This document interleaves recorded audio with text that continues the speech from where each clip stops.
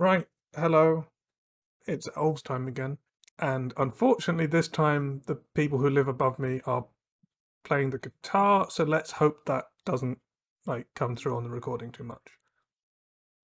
So, a while back, I got a viewer submission. It's the deck we're playing today. It's in modern. It's another twist on a deck we played before. Yes, hello, lumberjacks. Yes, it's submitted by Peter Christo over on Facebook because that's where apparently elves people hang out. There's a Discord as well. But yeah, it's a variant on a deck we've played in the past, but it has a heavier focus on the combo. Just in case anyone's watching this later, I should probably go over what that combo is. It's Devoted Druid. That's why it's called Devoted Elves. It's a creature that makes a mana.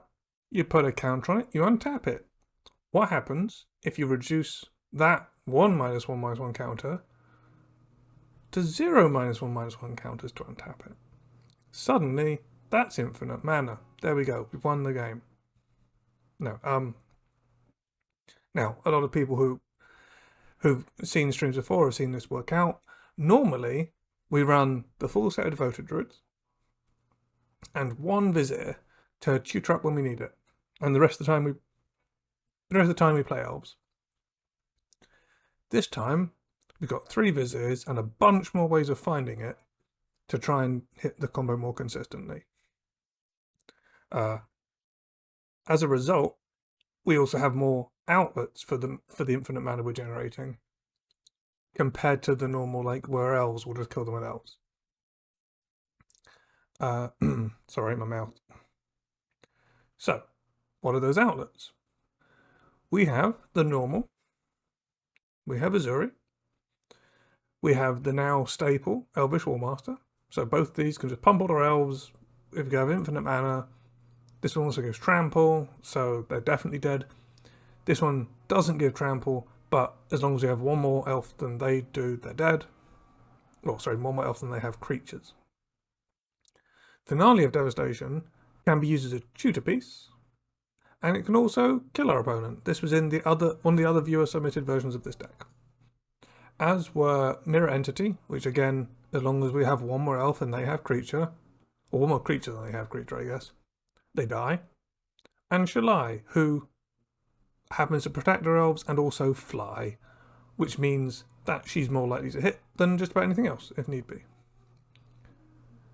The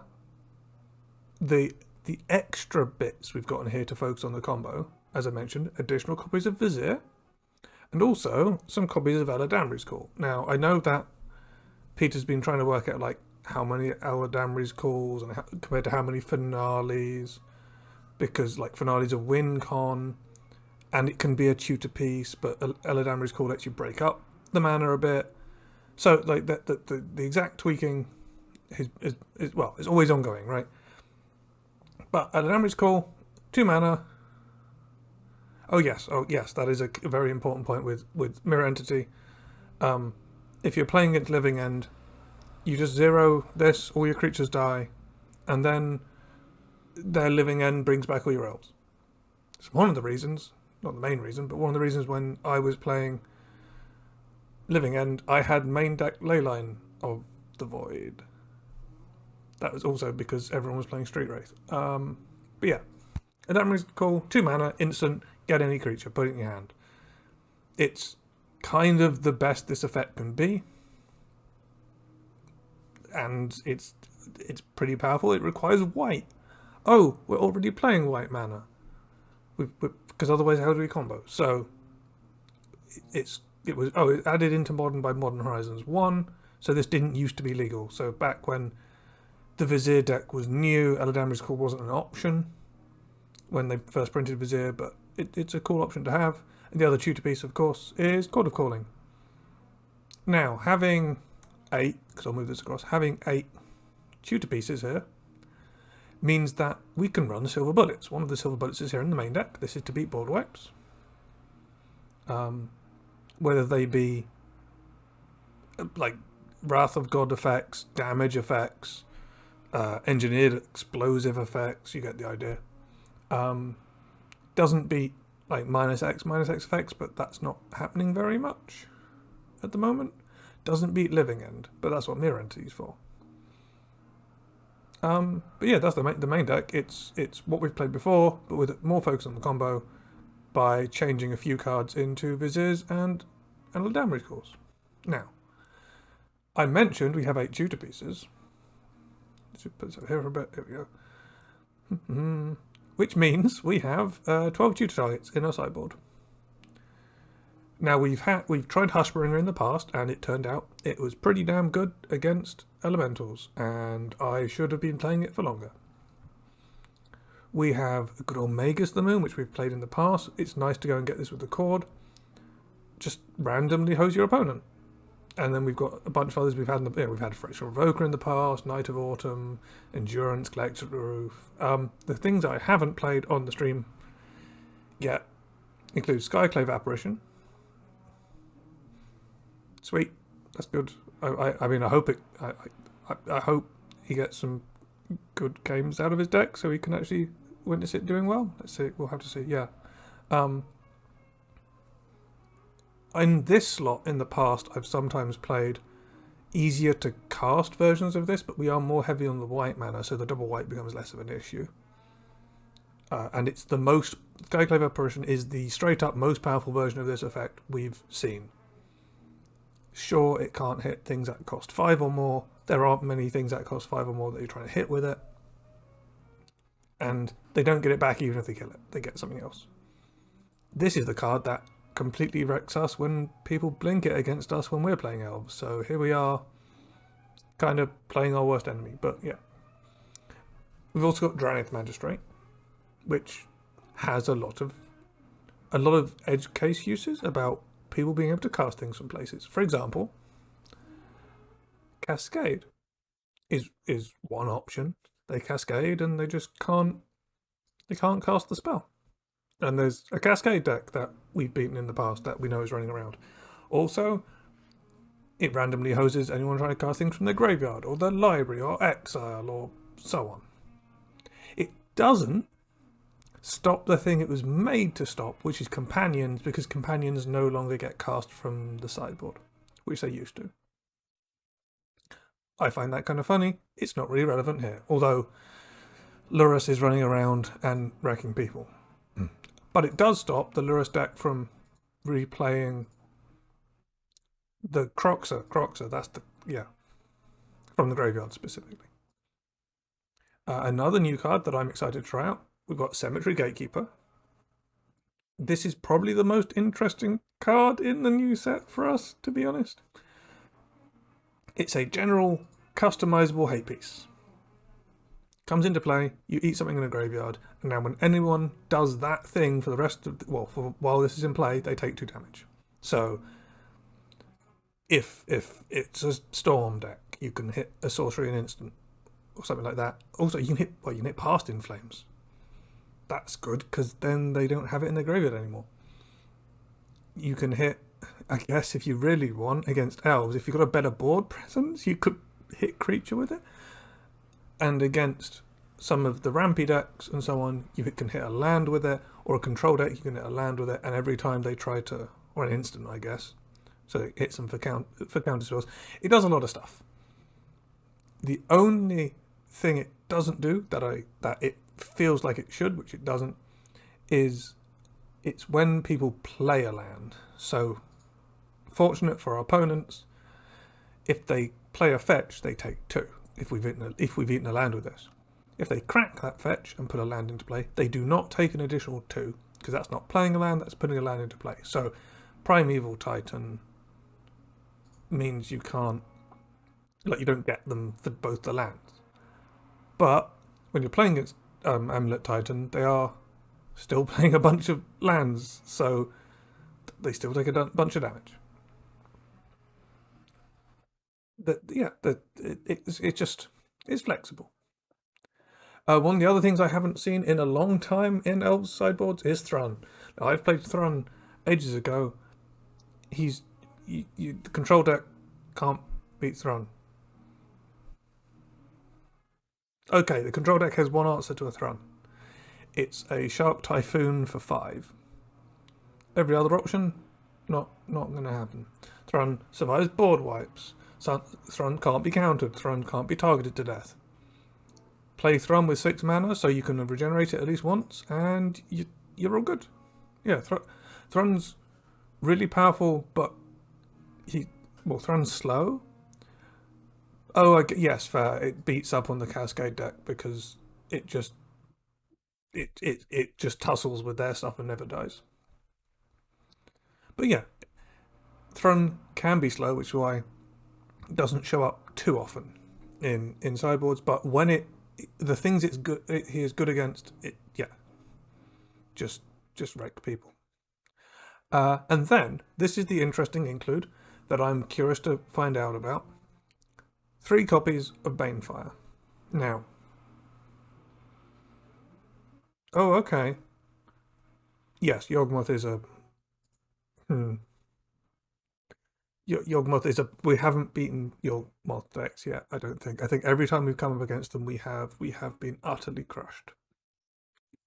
They have a combo that they don't have to combo with and can just wipe our board instead. Yeah.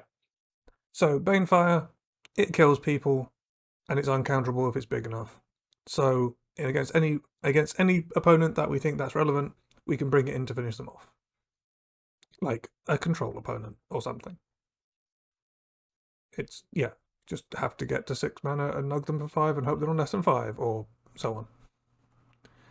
I'll be interested to see how it works out because I am worried that if you bring it in against, like, I guess it can also be used as removal, which is relevant, very relevant.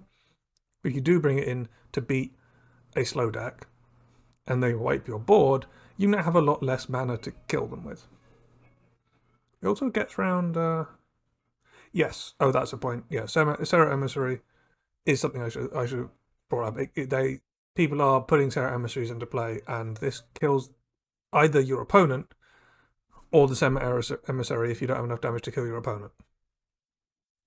Just have to hope they don't have a second one naming sorcery, I guess, but they're not going to expect that. That was a point that came up in discussion. Thank you for reminding me. Because Serra Emissary just says creature against us, and then we can't win, which would be bad. Also, hello. So we're going to take this through a league, and we're going to see how it goes.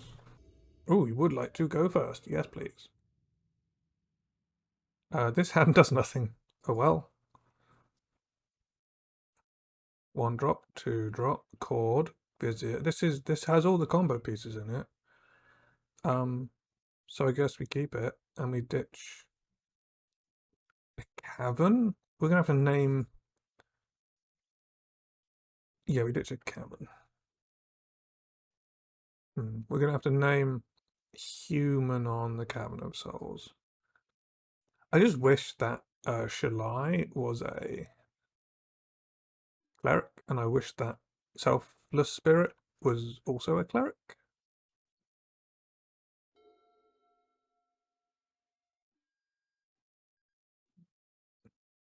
Because then we could just name cleric on our Cavern of Souls. A Temple Garden, a shiny Temple Garden, and we are getting prismatically ended. Kind of expected that from fetch into Temple Garden. Oh well. Oh, a Temple Garden. Do we name human now, or do we just play the Temple Garden? I mean, we can say, yeah, we're going to name elf now because we know we've got white mana in the bag for later. Right. Here's the plan. Play an Elvish Warmaster, they untap and they prismatically end it. Boom. In the right builds of elves, you could put this in the sideboard. Like Abzan, Naya. Oh look. It's that thing I said might happen. Another chord. This is kind of our nightmare, is everything we play gets ended, which is bad for us. Let's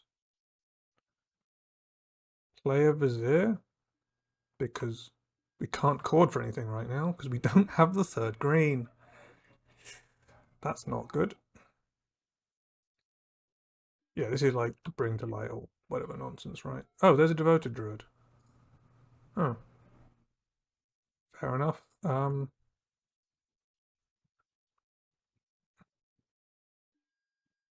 don't actually have any outlet for all that mana. Oh, we do. We got 2 cards. Right. Yep. They're gonna need to be able to prismatically and or do something about this devoted druid. Right, Dryad. Oh no, this is bloomin'. This is Valakut instead. Well, they're just dead?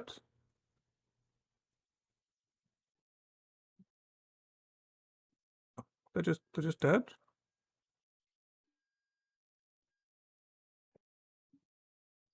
It's gonna take a while, but they're just dead.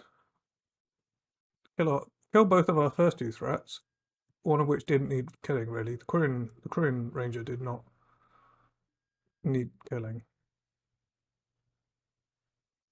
It's gonna take it's a bit clunky on Modo where okay, that's better. I'm more in the rhythm of it now. You have to sometimes click on the make mana ability to untap because it hasn't like registered that it's tapped yet. There we go. Okay, I'm gonna cast this and what is the best win con to get? Is it Shalai? Yeah, it's Shalai, isn't it?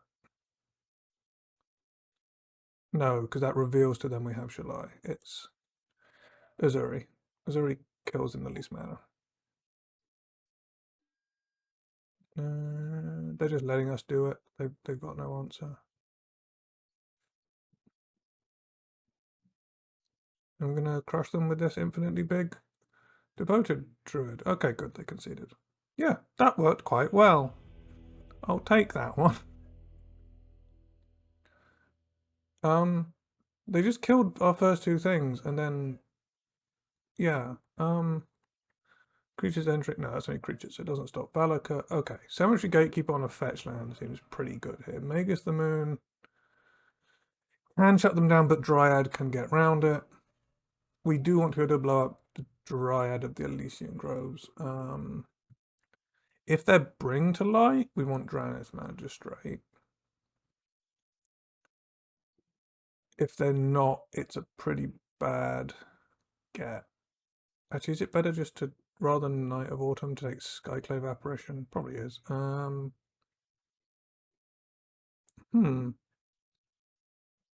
they Bring to Light, or are they just like 5-colored Dryad nonsense? Let's hedge. We should. Right, so how do you sideboard in a deck that all the pieces are important in? You can probably take out a Quirion Ranger. They're going to have Ball Right to Self, the Spirit is useful.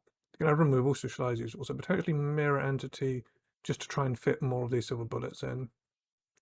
Yeah, sideboarding is it's tough to work out what goes out. Oh, we are on the draw. We could take out a land, maybe.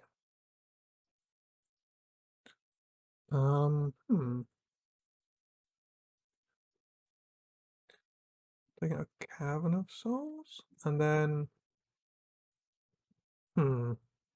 yeah, I was wondering about Archdruid. It might actually be 2 Archdruids rather than this cap, like one of Archdruid.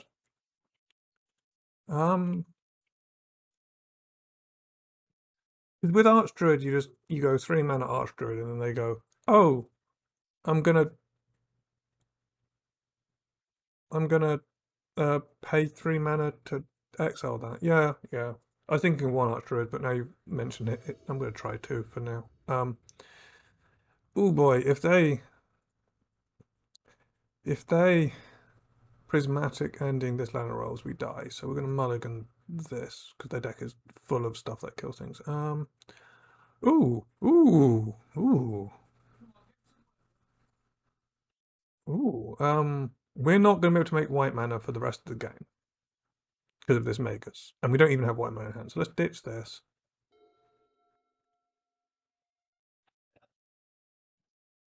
And now, okay, so they can start with a tap land because they don't have to prismatically end anything.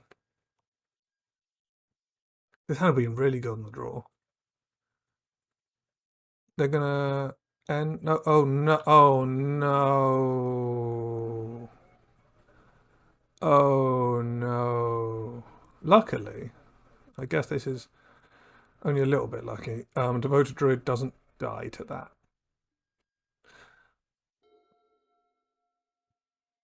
Yeah, having the forest here is pretty good. But yeah, we've got a lot to work through. If they prismatically end this Devoted Druid, we're pretty much out of this game. Yeah, that's fine. You can get that back. What you got, opponent? You're just gonna.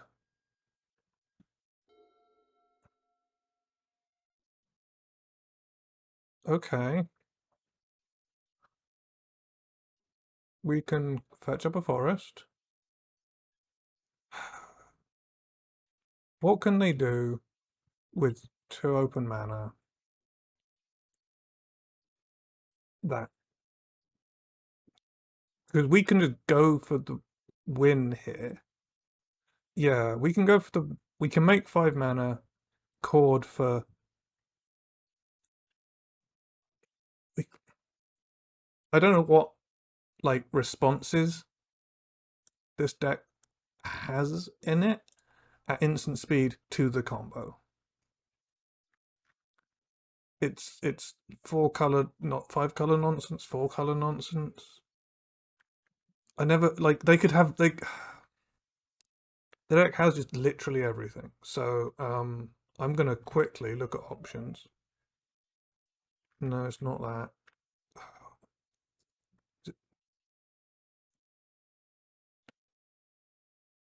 No, oh. Yeah, they could have yeah, see Helix is an option they could have. Um Path, Lightning Bolt. There is always game 3. The thing is though, if we play Magus, we can just play the slow game. And hope that, and if they kill Magus, then we can go for the combo next turn.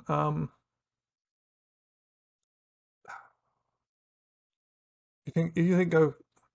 I kind of wanted to jam Magus here. Then they float mana. Yeah, okay. We Magus them next turn if this doesn't work. Or a negate. Bloomin' does it, doesn't it? Am I gonna? No, we're gonna be a coward.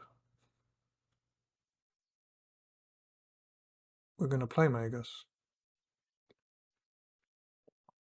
Yeah, we're gonna do Magus. Everyone else has now agreed with Magus. By the time I've decided to Magus as well.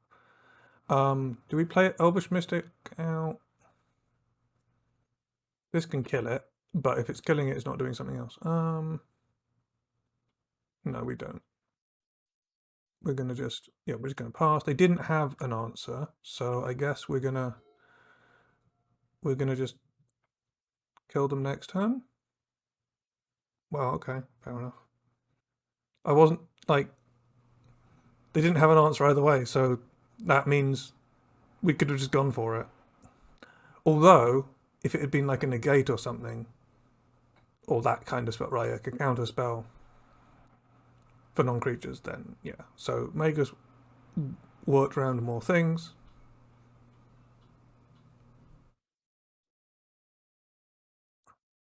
Nothing going on in chat. I mean, in Modo chat. Oh, planes. Well, that's good or bad, not sure. That lets them kill Magus. If they've got a path or something. Doesn't let them kill it if they've got prismatic ending. Okay, so they're gonna leave up. That's not the worst. If we go green, play Green and 1. Play Devoted Druid. 1, 2, 3, 4, and the Devoted... 1, 2, 3, 4, 5, and the Devoted Druid lets us cast. Yeah. Yeah. That works. Let's... And that means if they counter Chord of Calling, we've got a backup plan next turn. 1, 2, 3, 4, yeah. Am I going mad? 1, 2, 3, 4, 5. Yeah, that's exactly enough. Okay, good. We don't have to do it this way around, but if we do it this way around, we have more on the board if something goes wrong. X equals 2. They got nothing? They got nothing. Okay. Yeah, that's the thing. If I have to... Yeah, that's why I wanted to make sure we had a second Devoted Druid in play. Was if they somehow deal something next turn, we kill them. But this way, they're just dead. I've played Azuri out early to show them that we've got it. And now they're probably going to make us go through all of it.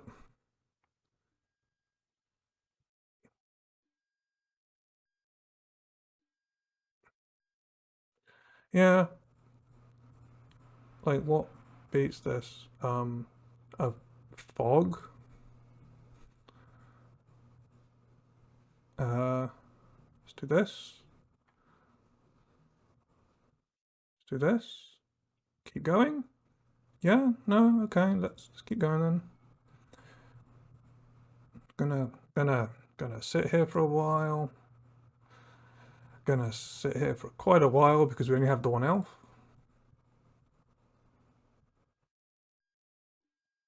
Yep, only have the one elf. Yeah, settle's double white. Right? Right? Settle must be double white. If settle isn't double white, then the game balance is whack. But they're dead next turn if they have settle the wreckage, unless they also have another follow-up.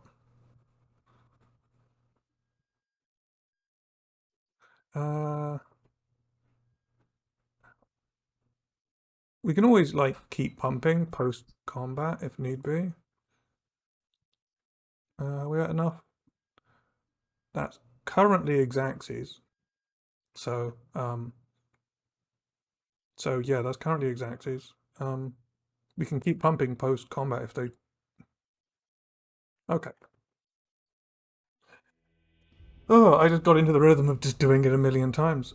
Would like to play first. Like we've played, I've gone for the Azuri double devoted combo before, and our opponents have tried to surgically extract Vizier of Remedies in response to me tutoring for the second devoted druid.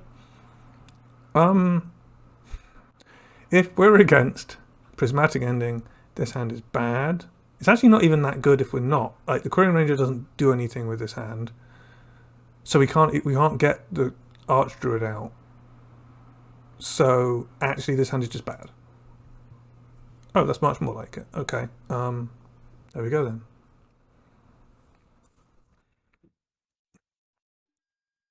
Okay, we're going to keep this, and we are going to ditch. It's It's probably one of the two individual mana dorks, and hope they don't kill it on the other one on turn 1. If they do, we play a War Master, and then we untap and go off effectively. So yeah. Going back between green-black and green-white, Shaman is amazing. I've been trying to work out if there's a way of doing both. I'm not sure if there is, but I've been trying to work out if there is. Like Abzan Elves. I think as the meta shifts, different versions of elves can be good, and therefore having access to both is also important. Uh-oh, that's red mana. They're paying a cost. Oh, they like... Good thing we didn't keep that first hand. Well, I guess... just to be on the safe side, I'm going to fetch up this and then jam this. If we draw a land, we can go War Master Heritage Druid. If we don't, we can go Heritage Druid, War Master Heritage Druid. And hope they don't have War Wipe. Yeah, both is rough. The mana is rough. That's the biggest issue. You could include Devoted Druid in... oh yeah, they've got a million lightning bolts now because of Unholy. Crap.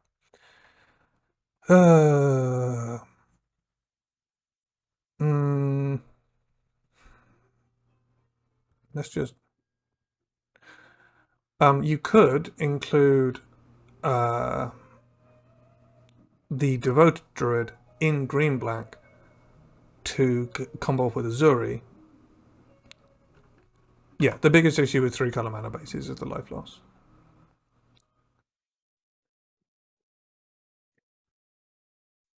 Yeah, it's... I think you... Yeah, Yavimaya can help. Yeah. They're going to kill more of our elves? Oh, it's a Murktide region. Okay. Well, we're dead in a few turns.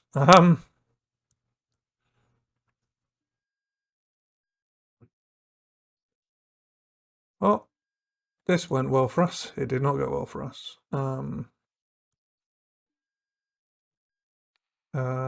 going to pick up a forest so I can have it on tap for no good reason. Yeah. Right. So we are dead in 3 turns. What I wish is that, like, Wood Elves was 2 mana. I know that'd be... Okay, Wood Elves at 2 mana would be busted, but that would fix most of the mana issues. Being able to fetch up Shark lands just would solve... would solve a lot of things. But Wood Elves at 3 mana seems rubbish. Right, we have no reach in this deck. I don't really know how to beat Murktide, not gonna lie. Like, they kill all our stuff and then we die. Yeah, so that's the thing. Wood Elves feel so good to be able to fetch up like multicolored mana sources, but yeah, 3 mana 1/1 just nah. 1, 2, 3, 4. Does this kill them next turn? I don't know. Oh, what is the answer here? So I want to attack with everything. So okay, so we make a green, we untap this, picking up this.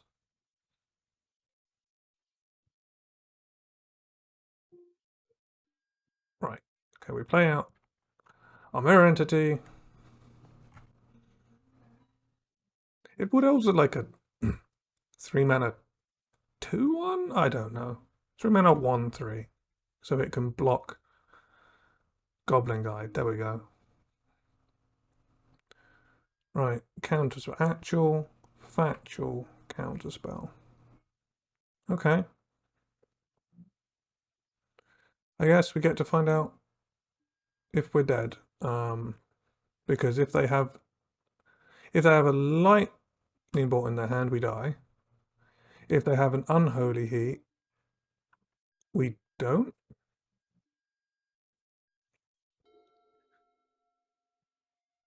Yeah, or reach or something like that. Yeah, just some tiny extra bit. They are close to death. We are also close to death. I don't know how to beat a 2 mana 7/7 flyer. Not gonna lie. Last time someone played a Murktide against me, it was like a 5/5 because they didn't. It was a bunch of fetches they ate. The fact they got to go like Killer Elf, consider Killer Elf, Serum Visions, this thing. Yeah, it's a lot. I think Murktide would be great even if it didn't fly. Right, it'd just be a blue Gomag Angler that can get bigger, which would be still very powerful. Right, well, they serum visioned, they played a bauble, they targeted me with a bauble, sure. I don't even know what they did with their serum visions. Puts one on the bottom, one on the top. Okay, so the top card of their library kills us. Yeah, so endurance can block. So yeah, they stride one top, one bottom, so which implies that they left a lightning bolt on top to kill us with. Right? They wouldn't have left anything on top other than a bolt. Endurance also stops them making a fast Murktide. Unholy Heat on Elvish War Master. That's unfortunate, because that means they're no longer dead. Unless we top deck a Lord. That's not a Lord. Oh well.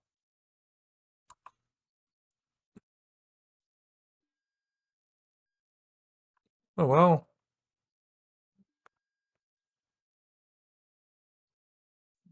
Yeah, and endurance blocking this thing and also stopping them making it in the first place is a big is ideal. Sometimes I've played Path to Exile in the sideboard. That would be very helpful.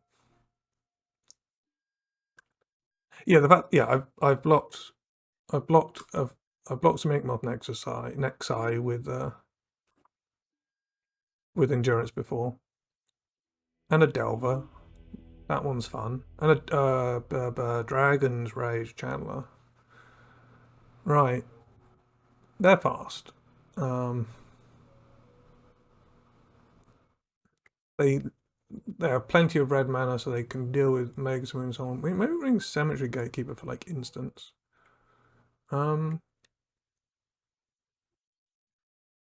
Yeah, that seems like a route. Our druid seems very suspicious against Unholy Heat. That card is getting less and less. Oh, we do have one main deck answer. We had one main deck thing we could have done, which is block the Shalai. And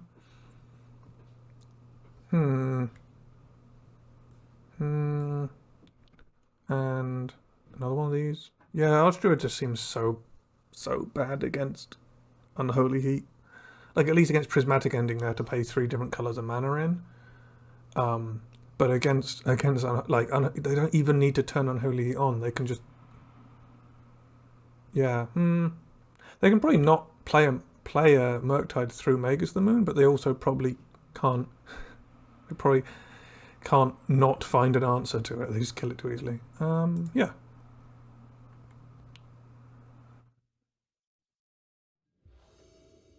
Yeah. Yeah. I don't expect these elves to live, but here we are.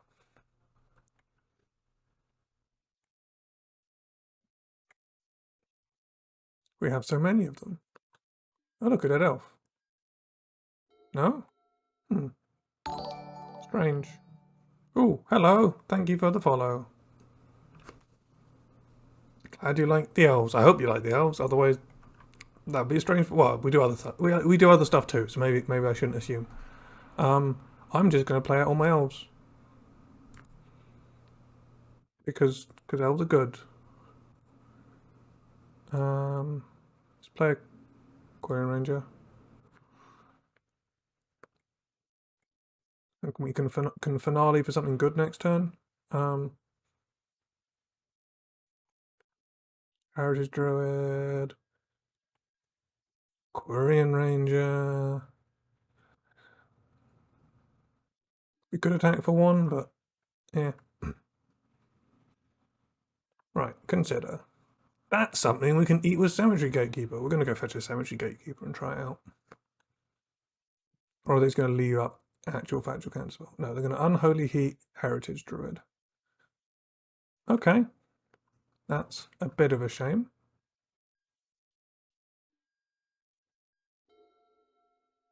Yeah, let's do this. 1, 2, 3, 4.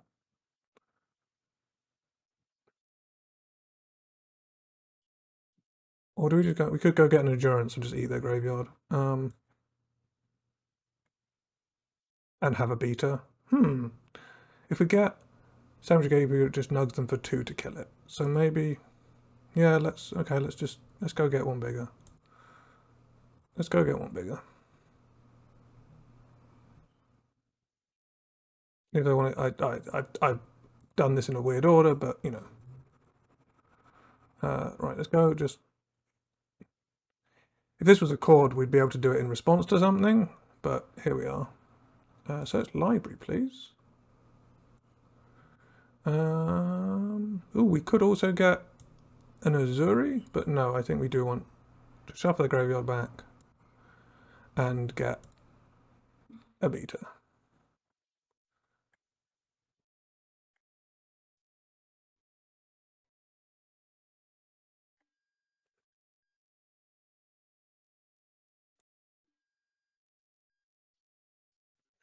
Yeah, we had a lot of options. Azuri would have been possible. And we could have let up regeneration mana on one thing, but not on Azuri because Azuri can't regenerate himself. I'm not confident about this matchup, let's put it that way. They get so many new toys. Endurance is cool. Cool new toy. But yeah. It's hard to keep up with Modern Horizons 2. We get this, and this, and they get Dragon Rage Channeler and Murktide and Unholy Heat.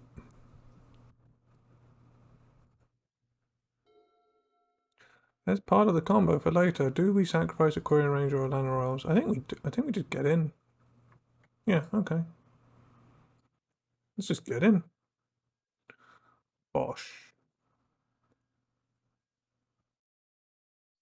Sure, I'll take that trade.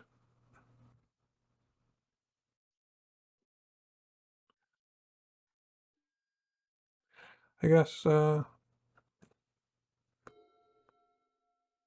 the question is, will endurance be enough to have slowed them down? Because they can Murktide if they have anything? I assume that Dragon Rage Channeler got ditched into the graveyard for that reason.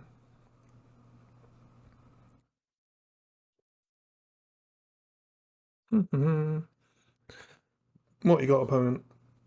This is where we wish we had a Magus of the Moon, but they do have 7 cards in hand, some of which can probably kill Magus of the Moon. Why do they still have 7 cards in hand? What? I guess this was a 2 for 1. Oh, I shuffled them in, didn't I?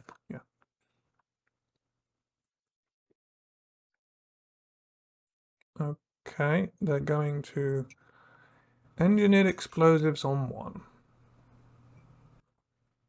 And just leave it up. Okay. We're going to attack.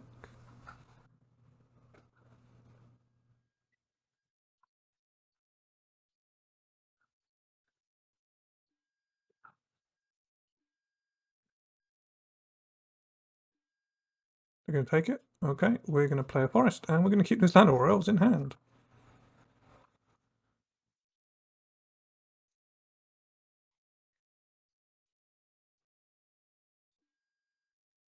Okay, well, it's weird when people do let you untap when they have an EE in play, because we've beaten it before with a Selfless Spirit in response, like a chord for Selfless Spirit, and they give us the chance to draw that. Unholy Heat. Oh yeah, they've hit 4 card types, haven't they? Oh well, that card is a lot.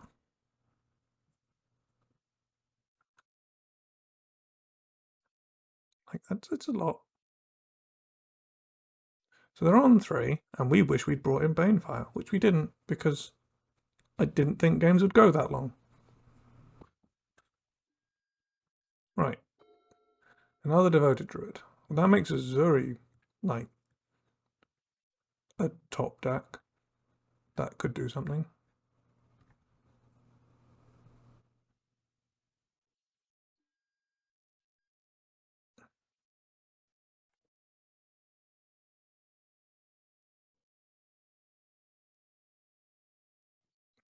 or a cord for Azuri, or an Eladamri's call for an Azuri. Oh, do they want a bigger Murktide? Is that what's going on here? Right, we want a cord, an Eladamri's call, or an actual Azuri. Preferably an actual Azuri because they can't counter that because of Cavern.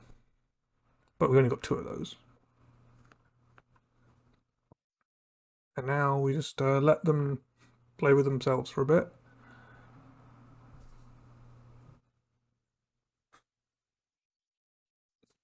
We've got no threat on the board. No threat at all. We don't have a bunch of live draws to just killing them.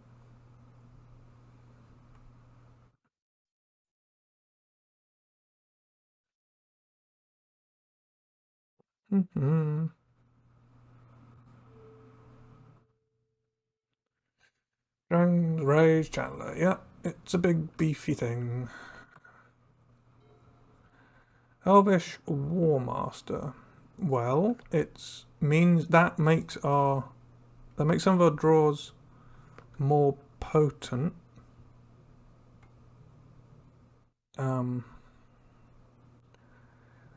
I guess is it better to play it out now when they could potentially kill it, or do we wait until if we draw a Vizier, we keep this in hand, we draw a Vizier, we can play the Vizier, make infinite mana, play the War Master, kill them. If we play the War Master without another elf, although I guess the War Master in play is just a threat by itself. Oh man, oh no, we'll wait for another elf. We've got life to spare now.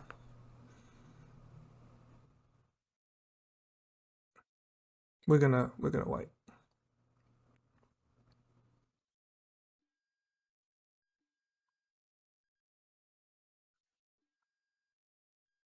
Okay, they're on 2, so I guess War Master would have been lethal, but they ran 3 steam vents. We've discovered that. Okay, that speeds up their clock considerably.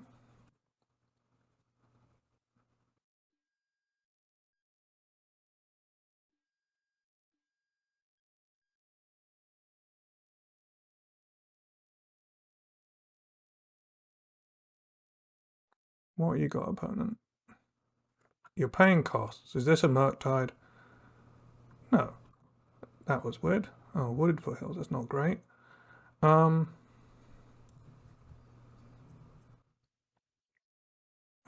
These 2, 1, 2, 3, 4, 5, 6. We could activate War Master once. If they have a lightning bolt. If they have an unholy, he just kills it. We'd like to draw something useful. We're just going to sit here and do nothing.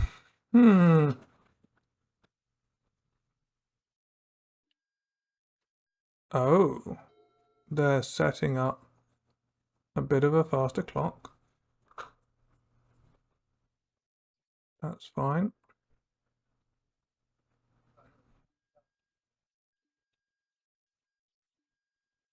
Okay, well, this is our last chance.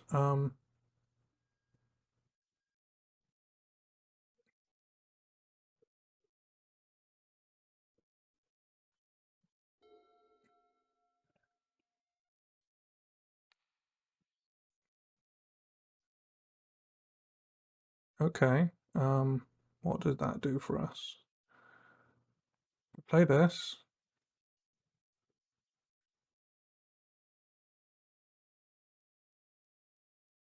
We have a chance.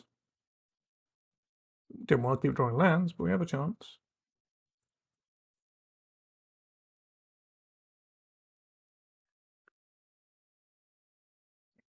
They need some lightning bolts or some unholy heats. Lightning bolt, devoted druid. Okay.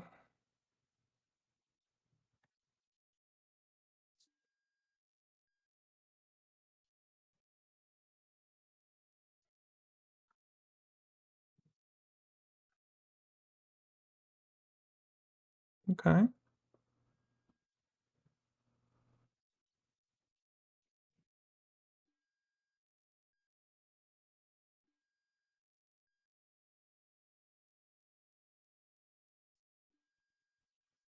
They have an unholy heat. Okay, so yeah, we could casting this last turn wouldn't have done anything. Yeah, okay. They just had we kind of drew dead there for a while. We had a bunch of top decks that would kill them, and instead we just drew air, and they drew threats and had 2 lots of removal in hand. So if we played the Warmaster last turn, they would have just killed it. Sure. They would have just killed it.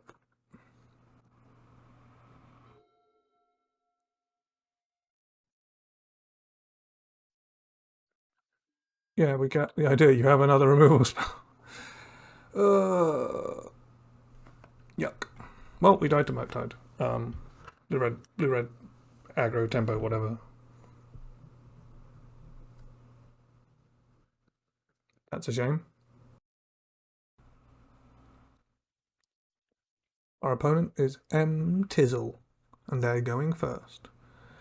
And we're keeping a hand, and they're playing Obosh the Prey Piercer.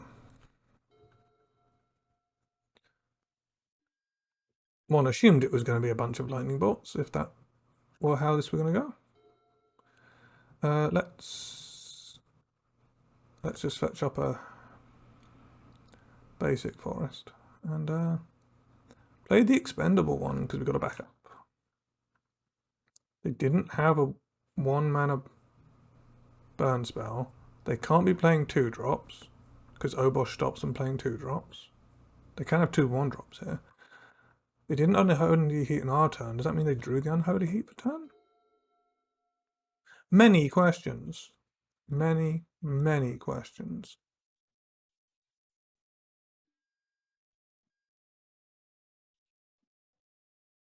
We've got more where that came from, because that's our entire deck. It's just a big pile of elves. They can't have drawn both those removal spells, so the fact that they didn't use a mana on turn 1 is confusing to me. Oh, it's Dragon Rage Channer. Yo! How you doing, DRC?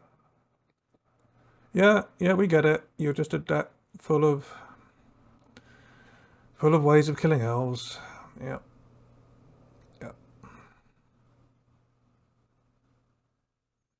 I mean, that could kill them next turn. I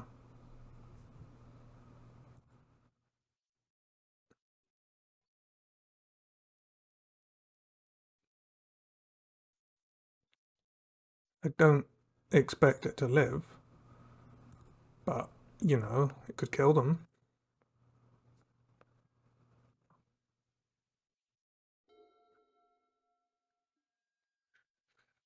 Right, we got opponent. More burn spells for our lovely devoted druid. Firebolt. Yes.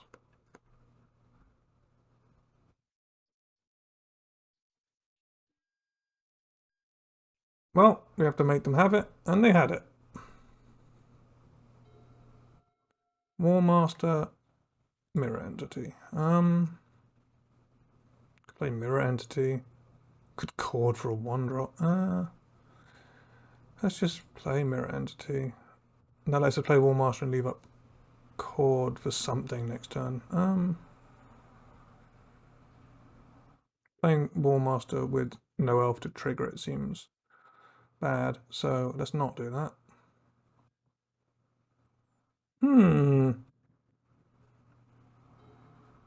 These 2 matchups back to back. Mono red lightning bolts and blue red lightning bolts. It's not very promising for elves. Sure, we'll take 3.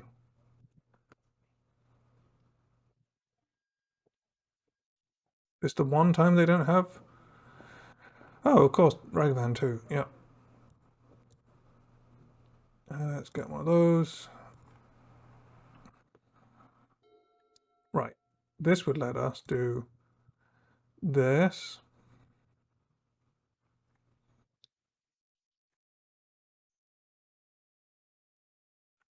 Which can't be countered. Then we can play this. which will trigger this. So we've got 4 there. Then we can target this, picking up this forest. Okay, so we have 2 mana open, or if we want to cord, we can cord for 3, which could kill our opponent next turn. Yeah. Yeah, no, I know Mirror triggers Elvish Warmaster. Sorry, I missed that. I know Mirror triggers Elvish Warmaster, but we didn't have 5 mana. So we couldn't play Warmaster into...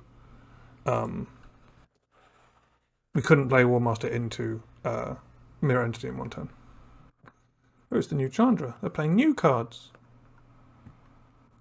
Okay, what's the top card of their library? It's a Blood Moon. Okay, well, they're not casting that this turn.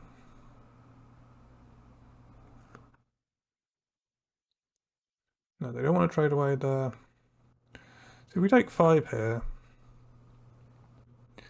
we go and get an Archdruid. We can untap with the Archdruid, make 6, 7, 8, 9, 10 mana, and then turn our creatures into 10/10s and kill them. That sounds good to me.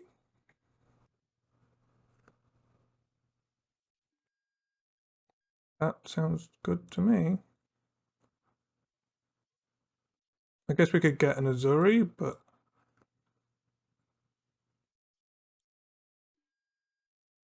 they didn't have a response there, so we get an Archdruid. It's going to trigger Warmaster. Going to untap. Oh, it's not even... Oh, that just... It's not even 10, it's like a billion. Oh, we're going to just go get an Azuri.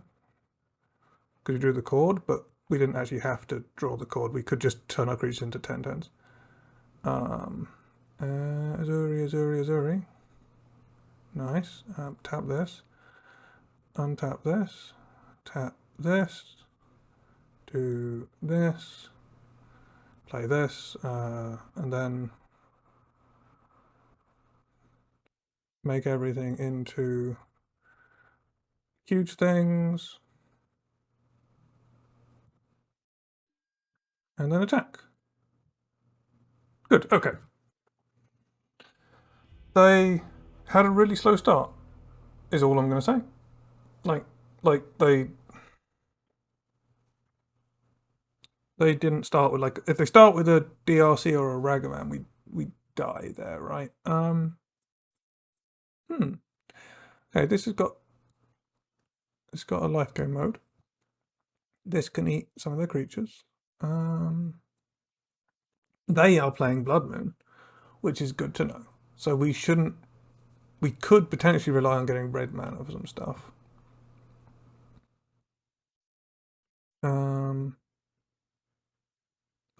Drannith Magistrate turns off 3 mana Chandra.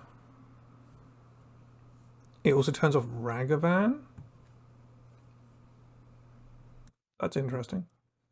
This turns off Seasoned Pyromancer, but not much else.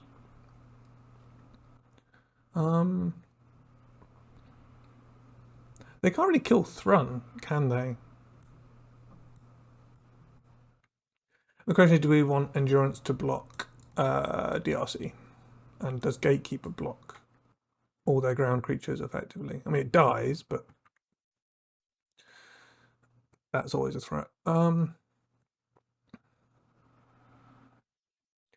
Is beating Ragavan and Chandra with Drannith Magistrate too narrow? I guess they can't even attack in with... Alright, let's bring... These seem just good for beating... Oh, you can also shuffle away a Seasoned Pyromancer. That's good to know. I mean, Archdruid was important there, but in that game, but I don't think it's actually that important to our general plan. We do keep side them out like this, and one of these. So this tussles all their creatures. This gains us a bit of life, and this they've just got so much burn they just can't kill Thrun. We do have to be careful about Blood Moon, and this can't kill Blood Moon. Okay. And then if they show us anything more that Drannith Magistrate or Skyclave seem important against, we will bring them in. And if they show us that all of their creatures lose to a 2/1 first strike other than DRC, we'll consider our 2/1 first strike. This hand is way too slow. It does beat Blood Moon. Is that worth consideration? This hand is worse than that hand that I just put back, so maybe that was a mistake. We're going to 5. Oh, gee whiz. We don't go to 4 though, do we? We're on the draw. I should have kept that first hand, even though it was slow. No, I shouldn't have. Okay, keep this. Ditch a cavern, a wooded foothills, and a vizier, I guess. This beats Blood Moon. They'll kill our Elvish Mystic, and we'll be sad. Let's hope this is the game they have the fast start in, because we have the awful start.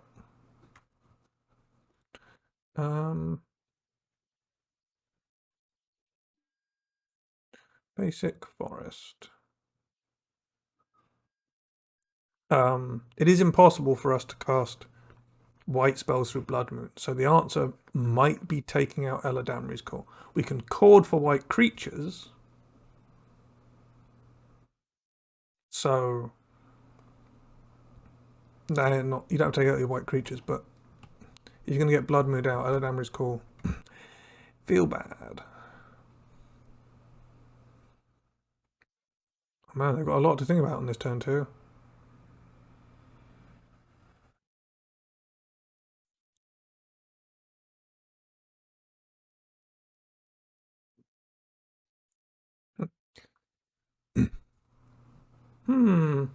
They've got an awful lot to think about, apparently. No?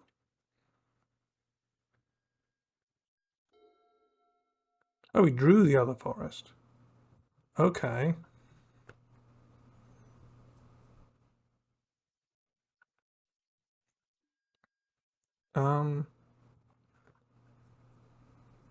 So now if they Blood Moon, we can respond by Eladamri's Call and then untapping and playing a forest. Okay.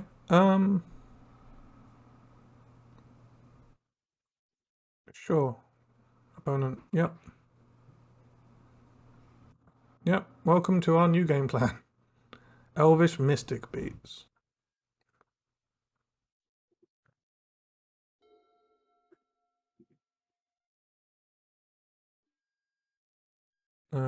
It's going to face. Okay. Oh, have they got light up the stage? Yep. Yep. Sure. So they're going to put a fury. Can this be? Okay. So they can. Next turn they will be able to evoke this fury. I can't remember if we brought in. Oh, they're going to light up the stage again. Did we bring in Drowned Magistrate? View sideboard. In the end, we did not. Okay, so we know that they have a lot of that kind of thing in this deck. Fair enough.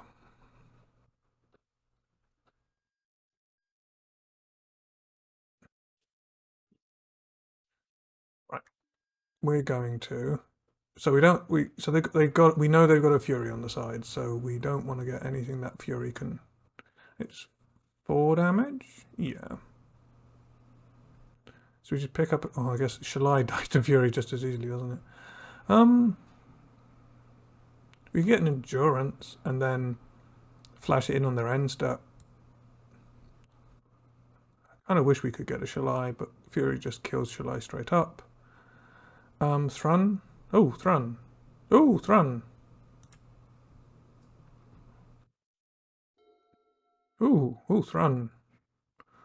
Ooh.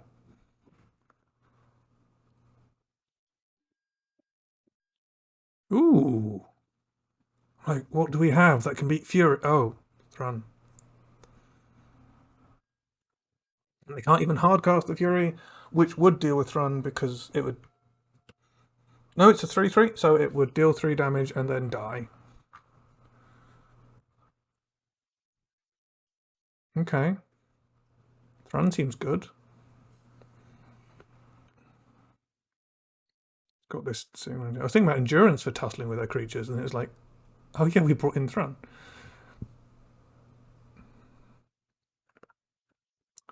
Should have killed the Elvish Mystic, although I guess you were digging for lands?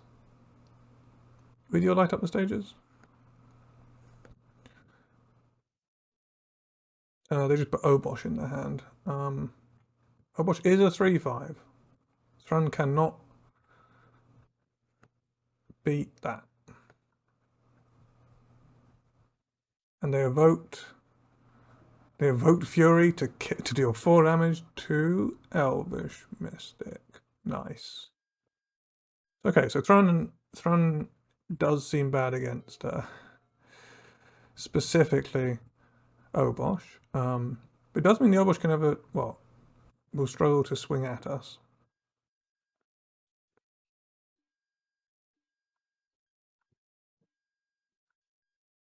I guess later on we can use Mirror Entity to make Thrun bigger.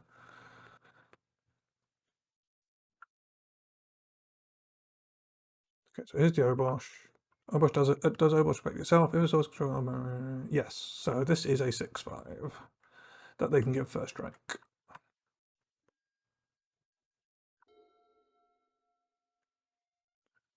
Let's play this. And let's pass, I guess.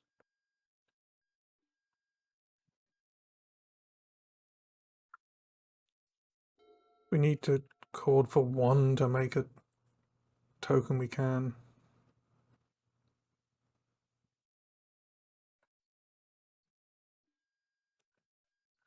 Right, let's take we might as well block and regenerate here, right? Yeah.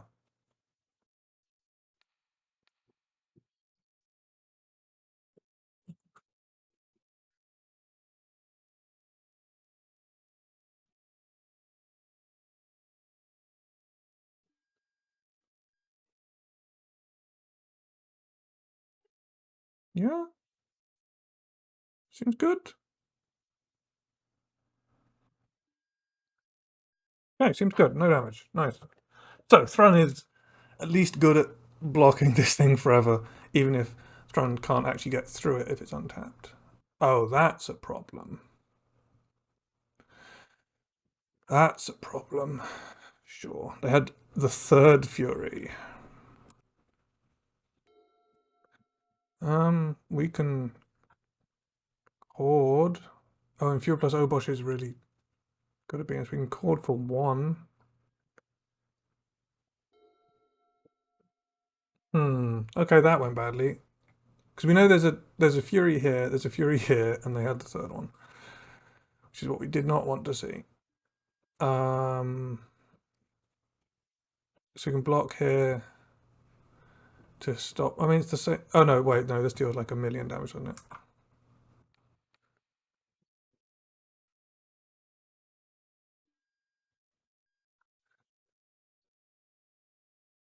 Right, put out of combat. We take 6 because Obosh is a 6/5. They still have 3 cards in hand. We're kind of screwed, and our hand is full of chords, which is a pain. So we have seen a need for Dranith Magistrate, but not Skyclave Apparition, per se. Oh, we don't care about Ragavan. I mean, Ragavan's good and all, but 4 life. What does 4 life do for us? 4 life and a jump, and then we can't regenerate. Yeah, no, we're dead. We're dead. Okay, that game did not go well. Their deck is all things that kill our stuff. Fury, right.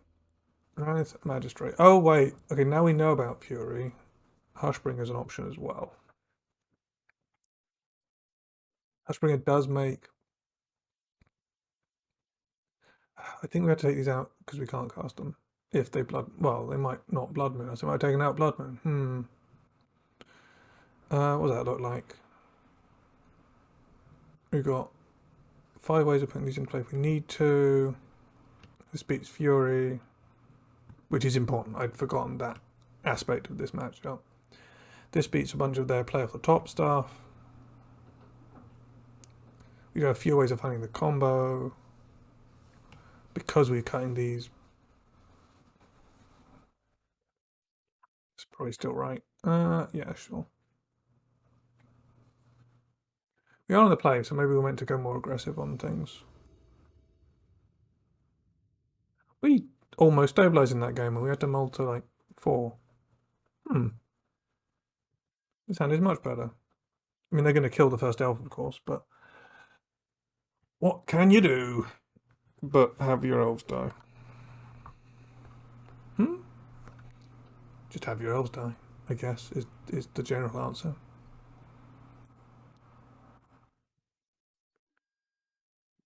Okay, they went to 6. Let's get a basic.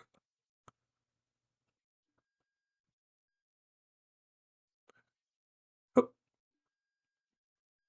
Green Ranger means that blood means a lot worse. Okay.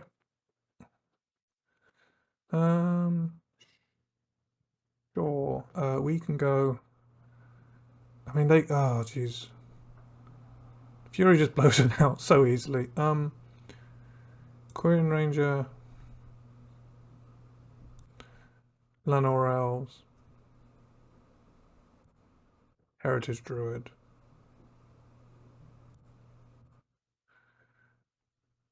Azuri.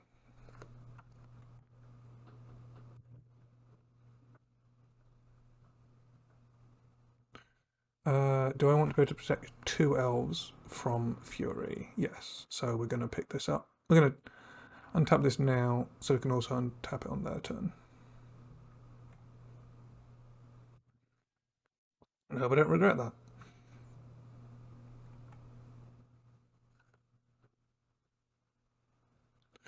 Lightning Bolt Azuri. Sure, I'm going to regenerate Heritage Druid.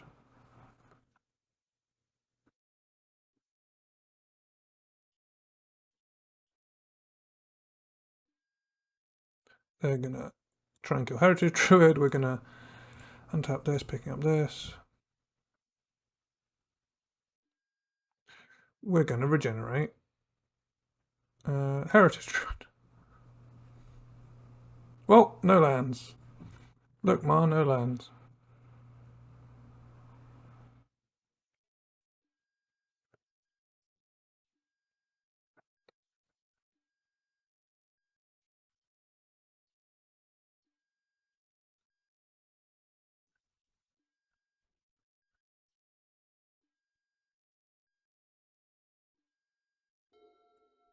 Board of Calling.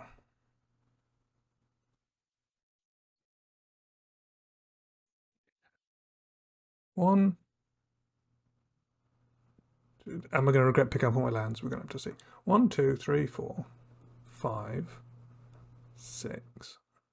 Concord for 3. If we just play a land and pass. Right, because 1, 2, 3, 4, and then the land taps for mana and also untaps an elf with Crit Ranger. If we play Mirror Entity, we can concord for 1, because it's going to cost us Z2 and our land drop. We can untap the elf and go 1, 2, 3, and the Mirror Entity, which isn't as good. So we're going to play a forest, pass the turn with cord for 6 up.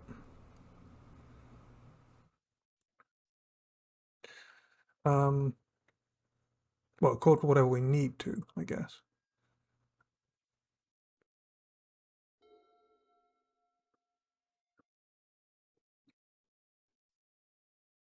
Well, you got opponent.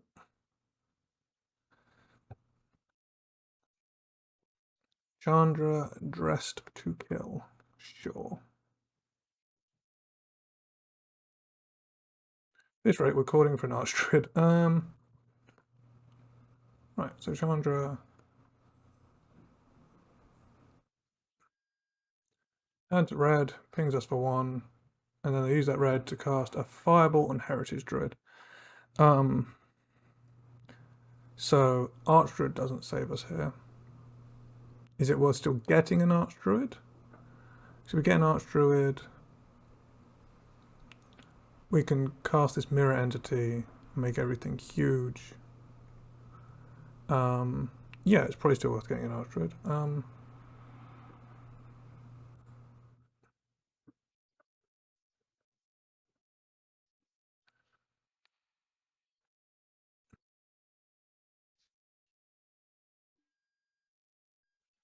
I mean, oh no, they can't Fury anymore, can they? Okay. Let's just do this now then, I guess.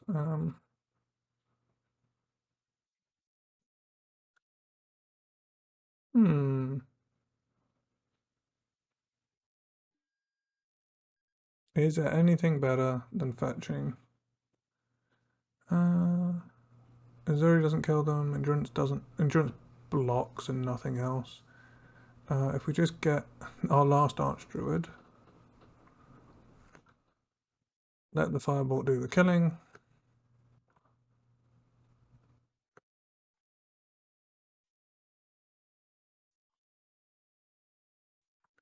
This is a sorcerer going to their graveyard, so they can be forced to attack with a Dragon Rage Channeler because it's pre-combat, so they're not going to have a blocker, which is nice.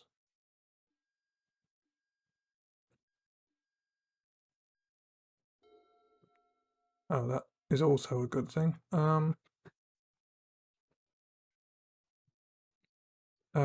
This leaves us with 2 mana.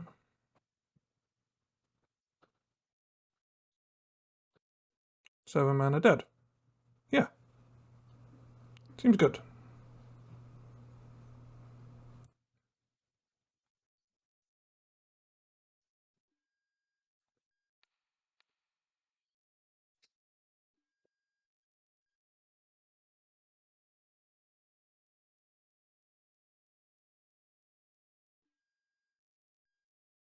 Dead with a few points to spare. Nice. Okay. That deck was awful to play. We saw Lightning Bolt, Unholy Heat, Firebolt, Fury. Ooh, gee whiz. But we did beat it. We did just about get around things. And it involved picking up all our lands. Ooh, are we going to play against the deck that won GP Vegas? There's a Lurus here. Going to play against Red Black? Oh, no, we're not. It's going to be hammer time.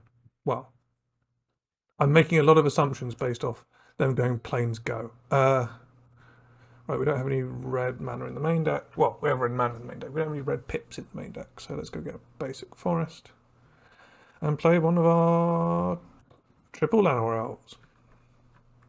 They go Stoneforge Mystic, and then we cry because they go and get Kaldra complete. Oh, it's Urza Saga.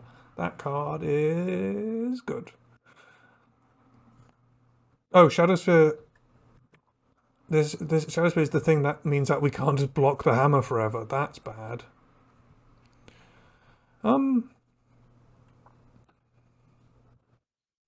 If this is hammer, I mean, they're going to go get hammer with this, right?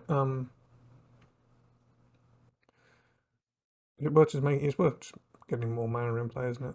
Okay, right. What you got, opponent? So this can make a dude if need be. There's the Ink Moth.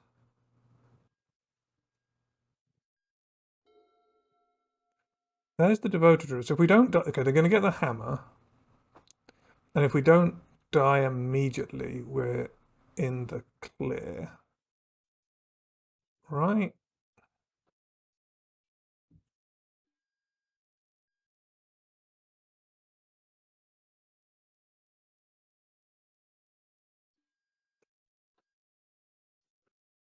If they get another white mana and a they get another white mana, they can pure steal us? That's fine. We don't care about the construct. We have the kill in hand. They're just going to go and... Oh, they're going to make a construct this turn because they don't have a way of equipping. Yeah, no, thanks for the... Yeah, it's fun to test variants of the deck. I was going to say have fun at work. If you're the person who has fun at work, have fun at work. I think this is going quite well, to be honest. we beat a deck that we didn't have much chance against, and I think we're winning this game. Okay, an ornithopter, yep. A plains. That could be leaving up a path. That's not great for us.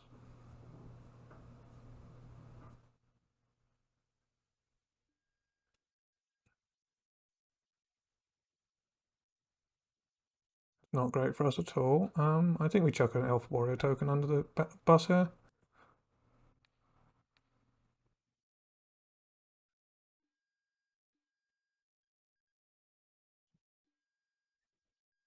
Yes, we'll do.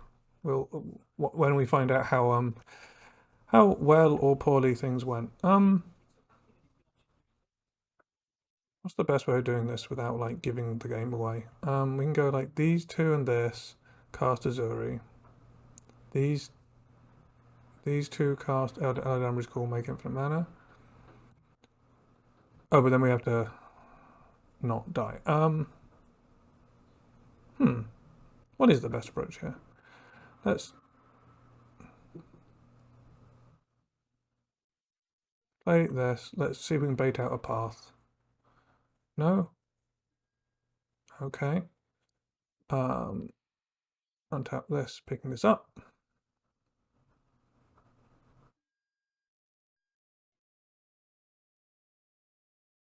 This.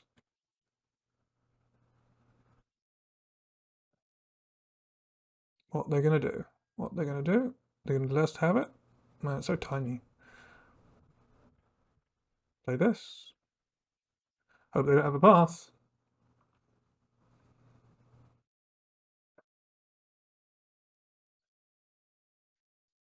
Hope they don't have the path.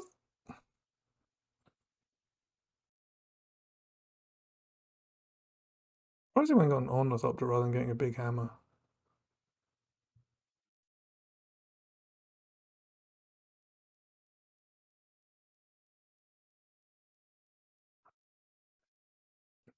And now we wait to just see if they've got anything.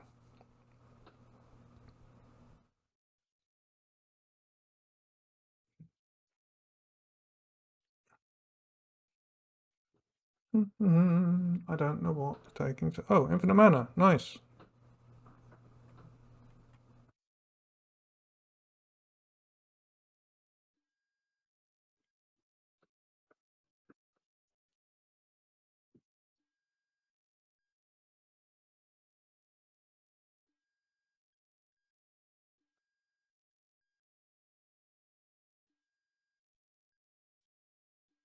I'm just going to sit here and do this for a while.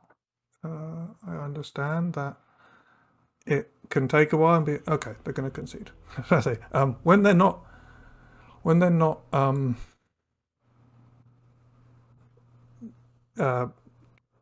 sort of passing on all of our on all the priorities.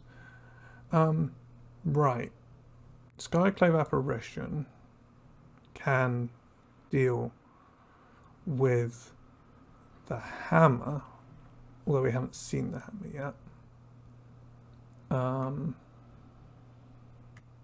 Endurance can block an Ink Moth. Roka can turn off hammer, right? If they have a pure steel paladin, it grants the ability to equipment, right? So yeah, equipment you control. So you can turn off. You can turn off hammer that way. Gatekeeper on an artifact. No. Hushbringer can block. Hushbringer can block the bug in the air, but that's a bit of a stretch. Makes the Moon turns off Ink Moth. So if we do like Cloud Roof's generally better than Fraction Revoker here, right? I guess you can revoke specifically. You can revoke Um,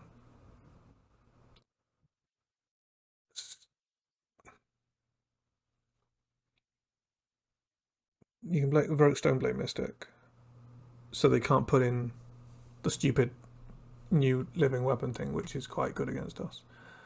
Um, and you can revoke Hammer if that's needed. So, as has been, as has happened a lot of these times, we're going to do this. I wonder if they're going to have a way of dealing with our board. So, is Selfless Spirit needed? Don't know. Take out one at Eldamri's call. Call it a day there. Bingo. I guess we can Blood Moon ourselves off Eldamri's call, which wouldn't be great. But if we're playing Blood Moon, it's to stop them.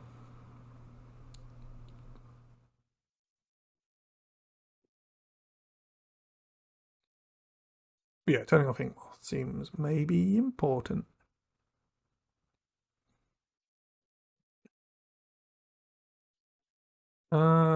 Lands and spells. Lands and spells.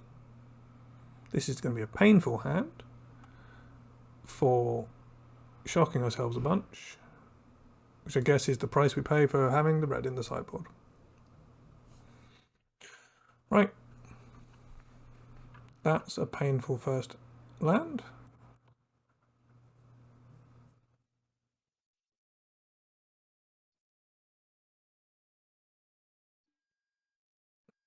That's quite the good draw.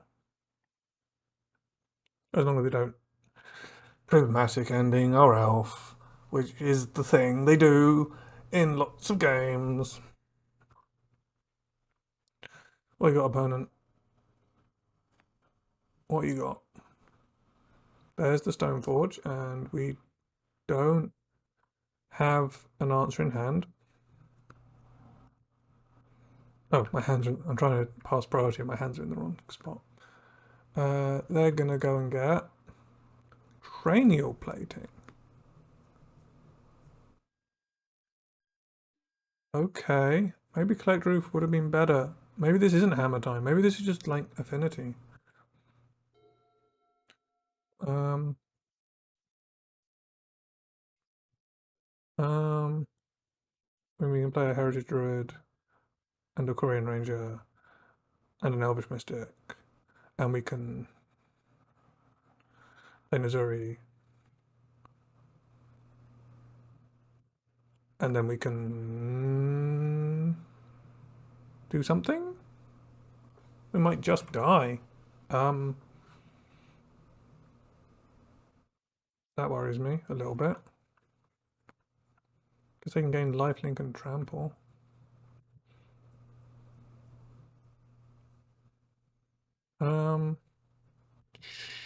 Sure. Oh, they're leaving up making an Urza's Saga token, I guess. So we could like instant speed cord. We could instant speed cord turn off Stoneforge if we have to. We don't have to, because we can just go pick up the combo across 2 turns. So, and if we need to in an emergency put a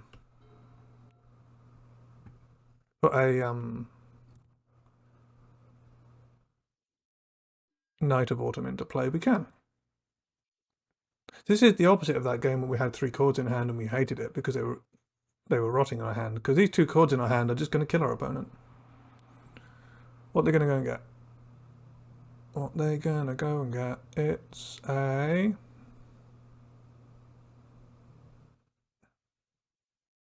Hitting Needle for Azuri. Fair enough. That's okay by me. If we want, we can Chord of Calling up an Archdruid and a Night of Autumn.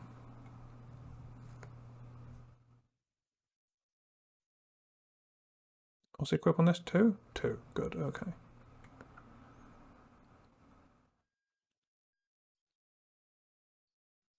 Let me just do quick maths. Can we do both? 1, 2, 3, 4, 5, 6, 7, 8.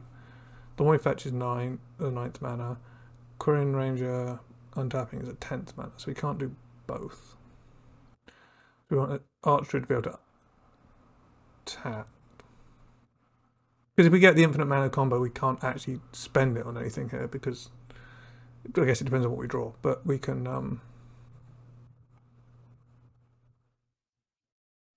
so we can go get an Archdruid and then untap, blow up the Pithing Needle by getting a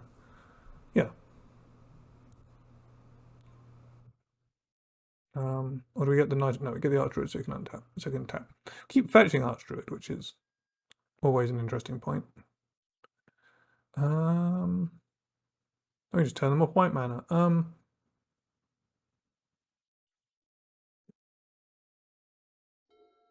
Magus of the Moon, huh? Tap this for 6. Go and get Knight of Autumn.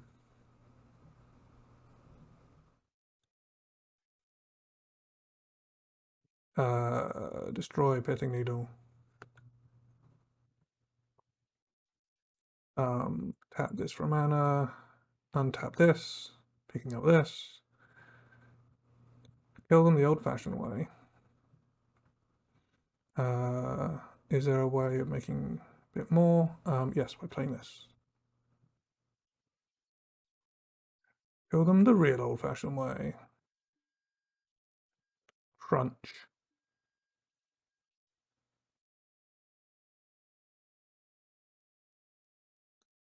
Crunch, and they die. Nice! Right, we're on the draw against the Doc 96.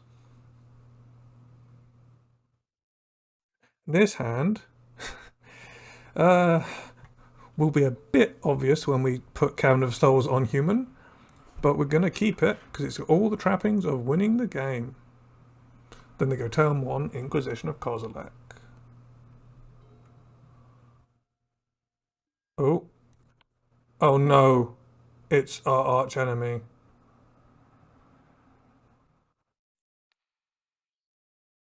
It's the Yawgmoth deck. They didn't play a Mana Dork, so we have a chance. If they can get Yawgmoth out on turn 3, we struggle. If we can beat them to the punch, yeah, Young Wolf, that's fine. I'm not trading for your Young Wolf.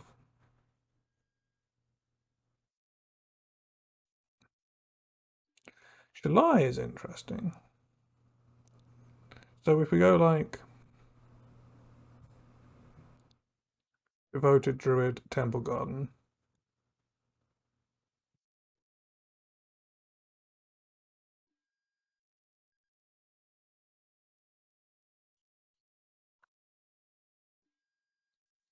They could have like a Fatal Push here, if they're the deck we think they are.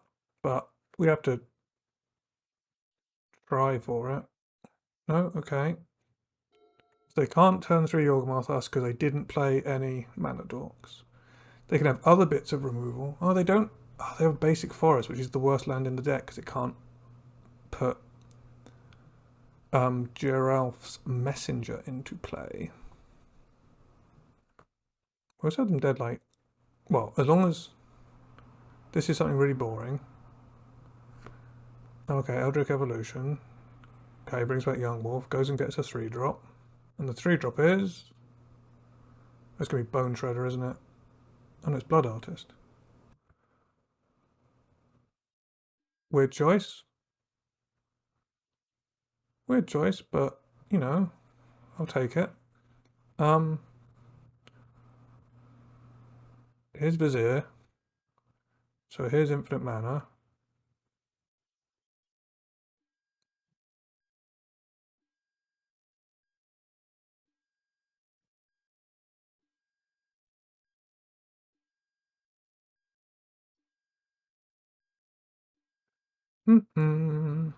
Okay, now we can put a War Master into play. We can make a bit more mana. We can Chord for 3.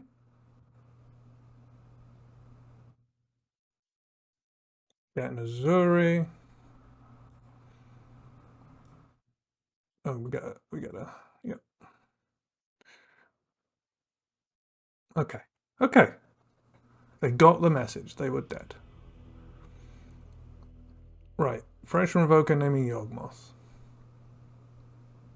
Endurance can stop the combo. If they're going for the combo, Skyclave can eat Yawgmoth. Hushbringer can stop the combo if they're using Geralf's Messenger, but if they're using Blood Artist... Oh! Oh! It says dying. I forgot that it says dying. Huh. Yes. Well, that's a good thing to remember.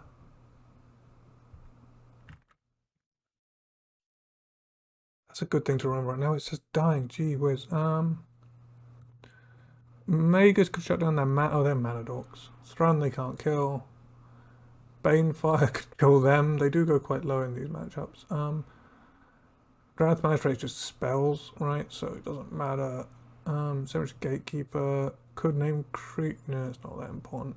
Right. So how do we get down to this amount? 6 cards coming in is a lot. Take out some archers. Take out one. Eladamri's cool.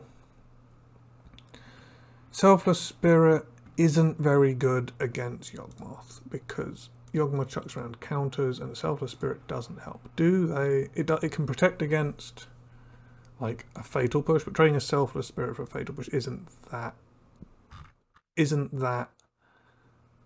good. I would like to see if Yawgmoth is currently playing some kind of mass removal on the sideboard. Doesn't look like it. Okay. So Selfless Spirit goes out. 2 more. Aquarian Ranger. And is Revoker, so Revoker can turn off Yawgmoth until they kill it. Endurance can stop the Skyclave can kill Yawgmoth. Is it another Eladamri's? Is it a mirror entity? Taking out an outlet. But we've got Shalai as a good outlet. Sure, okay. This seems reasonable. I've probably missed something. We could try Magus them out, but they have mana dorks, so Magus on the play if you go to game 3. If you go like Elf, turn 1 Elf, turn 2 Magus because you're lucky and you drew it. But if they have time to set up, then no chance. Right. This is for some of the marbles.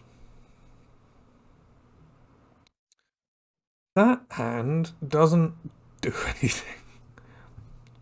We've got some sideboard pieces. We don't have the mana to cast them. We play a Heritage Druid on turn 1 or Elvis Warmaster on turn 2 and we just lose. We're going to mulligan it. This is much better. And Quirion Ranger is the one that's going to say bye-bye. Yes.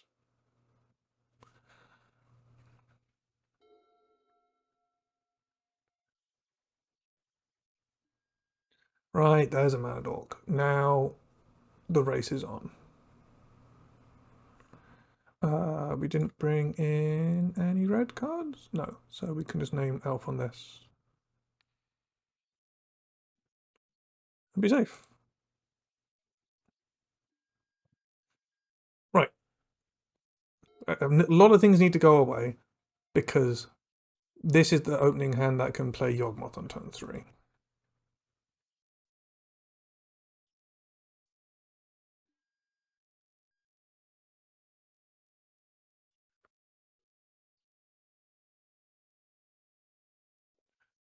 And Yawgmoth makes us sad.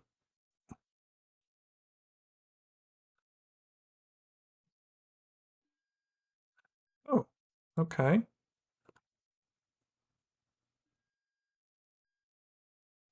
I mean, that'd been a Heritage Druid. Okay, shall I? What's this? What is this? Oh, chord for 0? Okay. Dried Chord is a ramp piece. Yeah, okay. I've Ether Vialed for a Dryad Arbor. I've never Chord of Calling for a Dryad Arbor. Right, so they can get Yawgmoth out. Okay, they can play Young Morph, and then they can play Yawgmoth.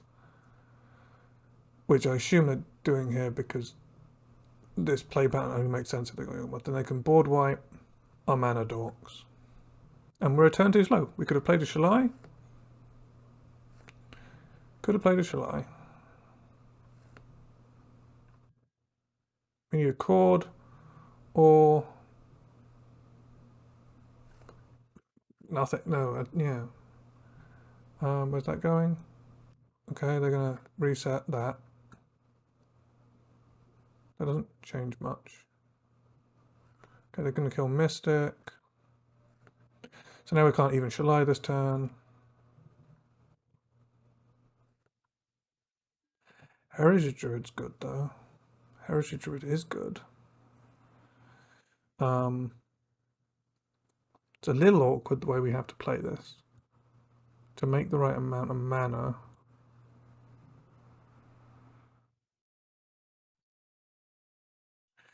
Effectively sacrifice the Heritage Druid to get Shalai in play.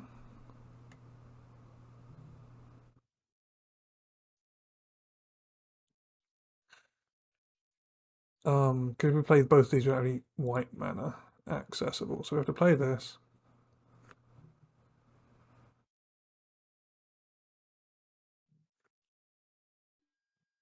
And now we have the mana we need.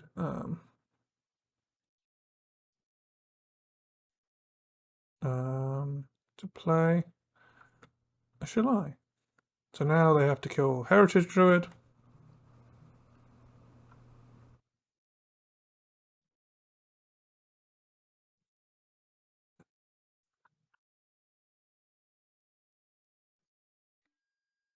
No, okay.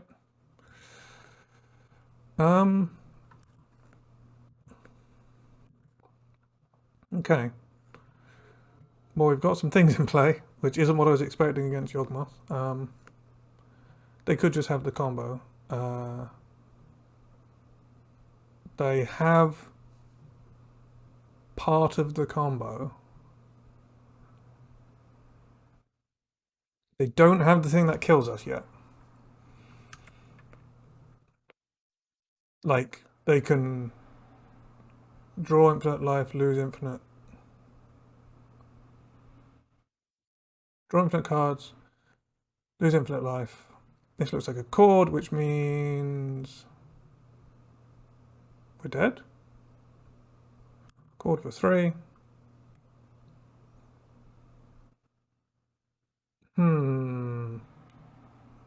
Get a grist. Kill Shalai.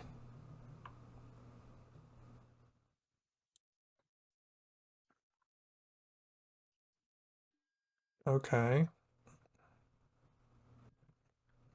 We're not actually dead to this.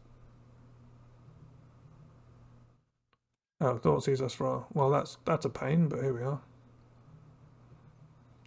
What can we top deck? They can draw infinite life and gain. They can do their thing. They can do their thing.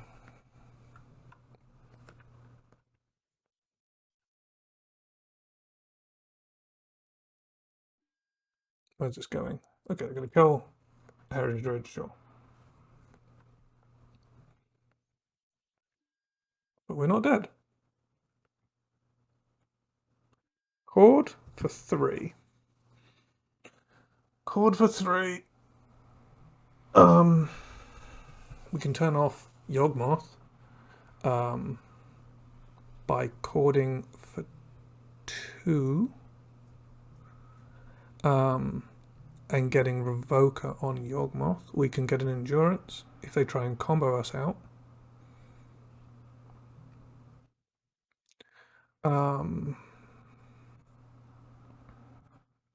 I need to look at our sideboard that we brought in. Right. I need to think. Yeah, I need to think this through. I need to see if we're not just dead. we can cord. We can get a Hushbringer, which doesn't do anything because I can just kill Hushbringer with Yawgmoth right now. Only beats the combo. We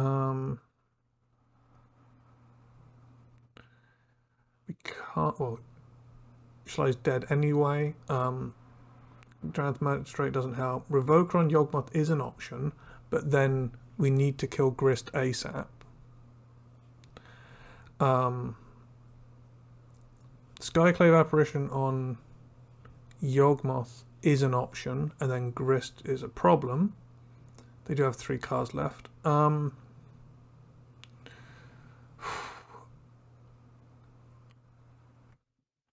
have to deal with Yawgmoth. If we get a Phyrexian Revoker, then they can't kill our stuff anymore, but this Grist will kill it in 2 turns. So Phyrexian Revoker is only stemming the bleeding.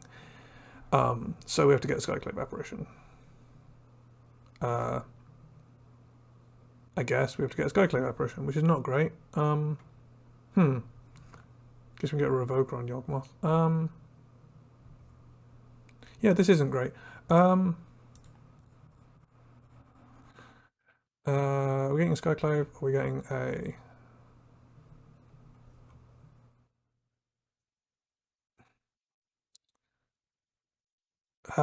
this is a pain.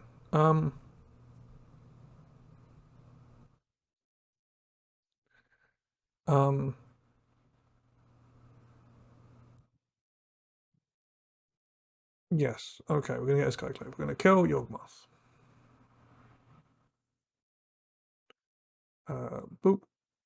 We're not just gonna turn him off. We're gonna kill him.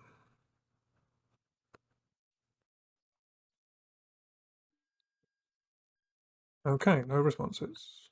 Nice. They have another Yawgmoth in hand. Should have revoked it. Oh, there's milled a Yawgmoth. Okay. Do you have another Yawgmoth in hand? You do. That's not great. Should have revoked it. We'd have had an extra turn to not die. Okay, you've got infinite cards. Where you put... Okay, you want... Sure, feel free to kill Skyclave Apparition. Like, I don't need it.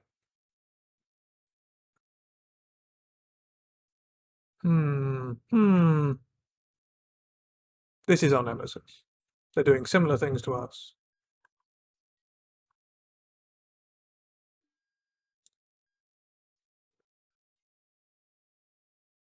But their combo kills our combo, whereas our combo just kills them. I do miss having Grist. Okay, you can reset your young wolf, yeah. That doesn't help. You could have done that at any moment.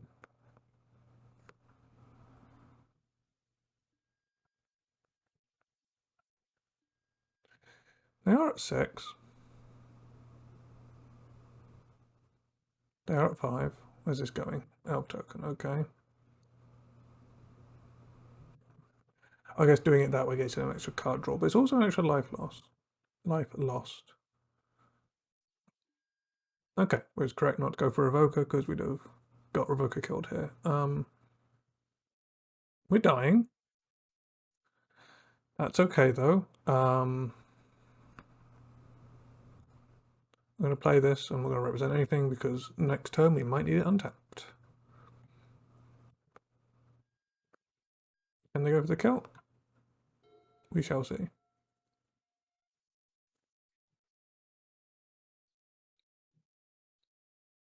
I don't think we have any outs at this point. But looking at this mana base, we could maybe Blood Moon them. Because of Blood Moon ourselves. We needed them not to have the second Yawgmoth when they did. Basically.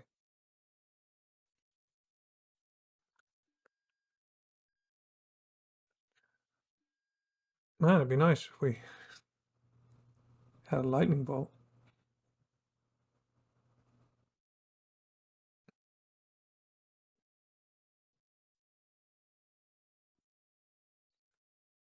There are the Banefires, but I feel like this game state, I guess they do put a lot of life. They do play a lot of life into their Yawgmoth to wipe our board. Although then again, we wouldn't have been able to cast a Banefire here anyway. So, yeah. 1, 2, 3, 4, 5, 6, 7, 8, 9, 10, 11, 12, 13, 14, 15. Oh, we're dead. They're going to let us live? Well, that's kind of them. We live a turn. It's not going to matter, but we live a turn.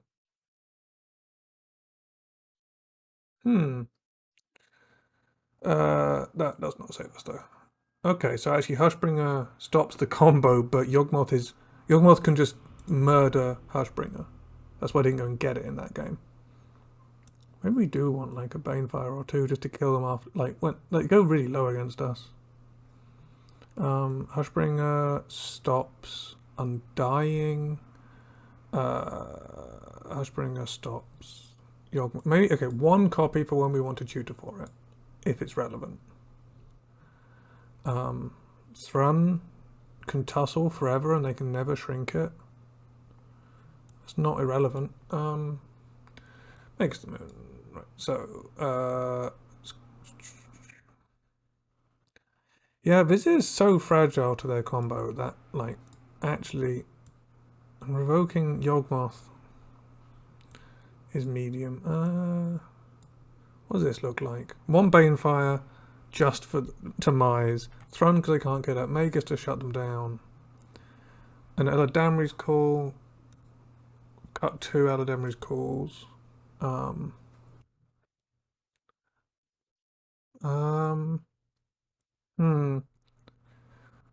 Hushbringer if we need it. All the normal mana dorks. Maybe the mana dorks are just bad for this because they could just kill them all. Shalai seems really important. They had the grist for the Shalai, but Shalai does seem really important. Self Spirit can defend against that, but like not forever, right?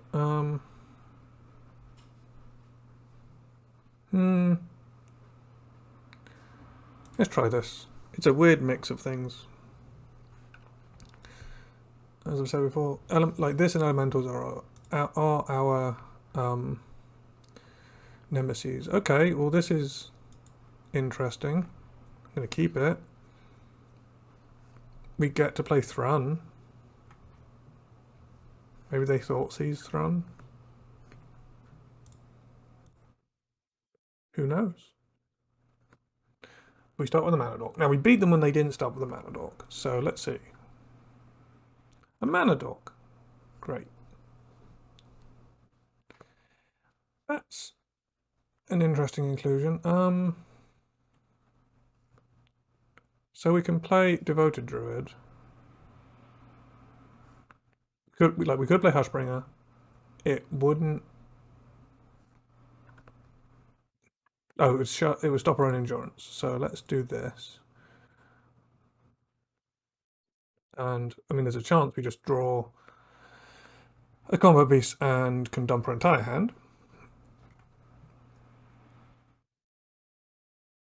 They could like jam an Eldritch Evolution here into Bone Shredder, kill your Devoted Druid, lose your Mana Dork.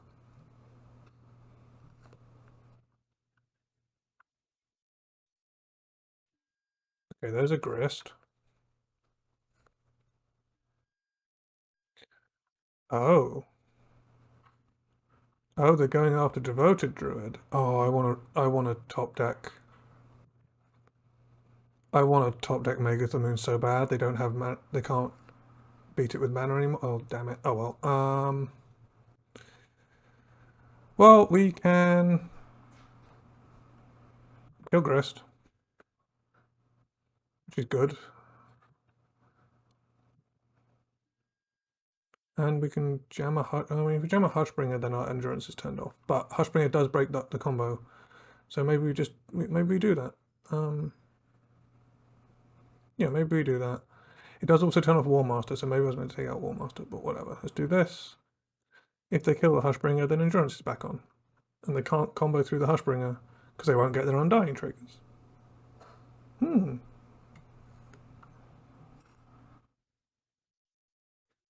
Go on, fetch a non-basic. Go on, do it. Do it. Do it. You don't know I'm playing Magus the Moon. I didn't show you that in game 2.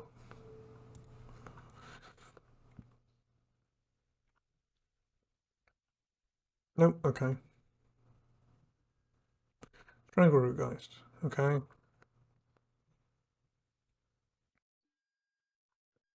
Seems fine to me.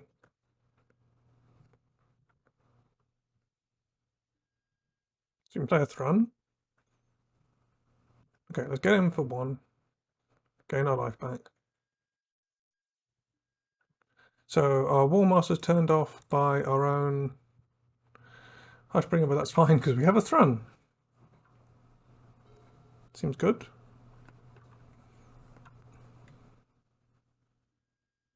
Ignoble Hierarch, okay. Black, Blood Artist, okay. That doesn't have a trigger.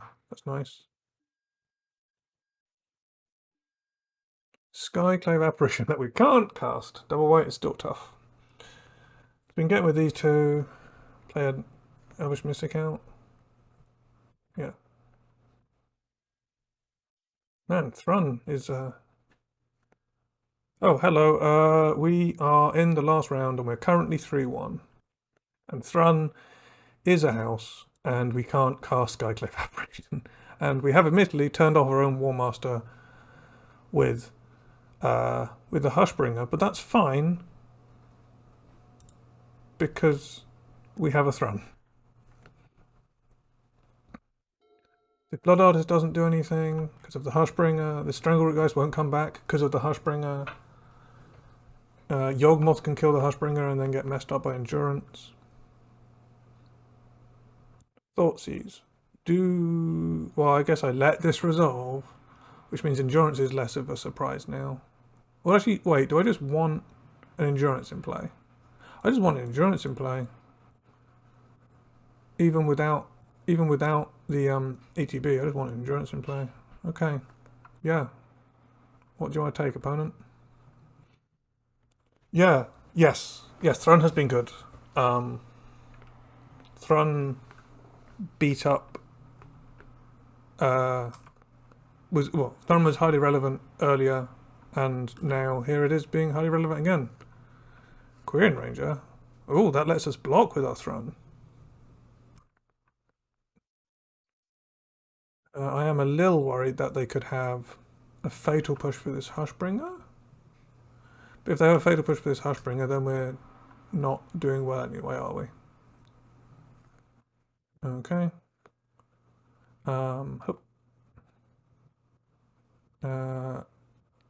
Pick this up.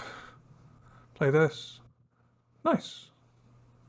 Seems to be going well. Turns out Yawgmoth relies on being able to kill your creatures. Oh, that might be the first time we've beaten that deck. I think that is the first time we've beaten that deck. Man, Thrun. Yeah, I didn't realise Thrun was back. Let's put it that way. Like, it must have been years ago that... It must have been years ago that I last put Thrun in my sideboard. I can't remember how long ago. It was yeah. Banefire's... Wait, let me do the main deck first. Right, yeah. 4-1 is good and I'm happy with that. This version does play smoothly. It combos more often. Yeah, no, you made a good recommendation. Yeah. It does combo more often with these pieces. It does make it harder to sideboard cards out because you have more moving pieces, but like going for so many extra copies of the combo means getting people out of nowhere is more possible. Shalai always feels good. Mirror Entity didn't really come up, but we didn't play Living End, I mean, we did kill someone with Mirror Entity, but any of the other outlets would have done. So, you know, it could have been another Azuri in that game. But if you play Living End, you do want one Mirror Entity. We never put a Selfless Spirit into play. Like, I like this card, but we didn't ever actually have one in play. We finale'd like once. Finale's so much worse than Chord. Like, I get that it's a win con, but like Chord being able to use your untapped elves at instant, well, one being an instant, and two letting you use your untapped not hasty elves, right? Like you play out some elves and you pass and you can Chord by convoking. I guess Heritage Druid lets you do that, but the instant is so big. White mana was a little bit awkward. Mana base was a lot more painful.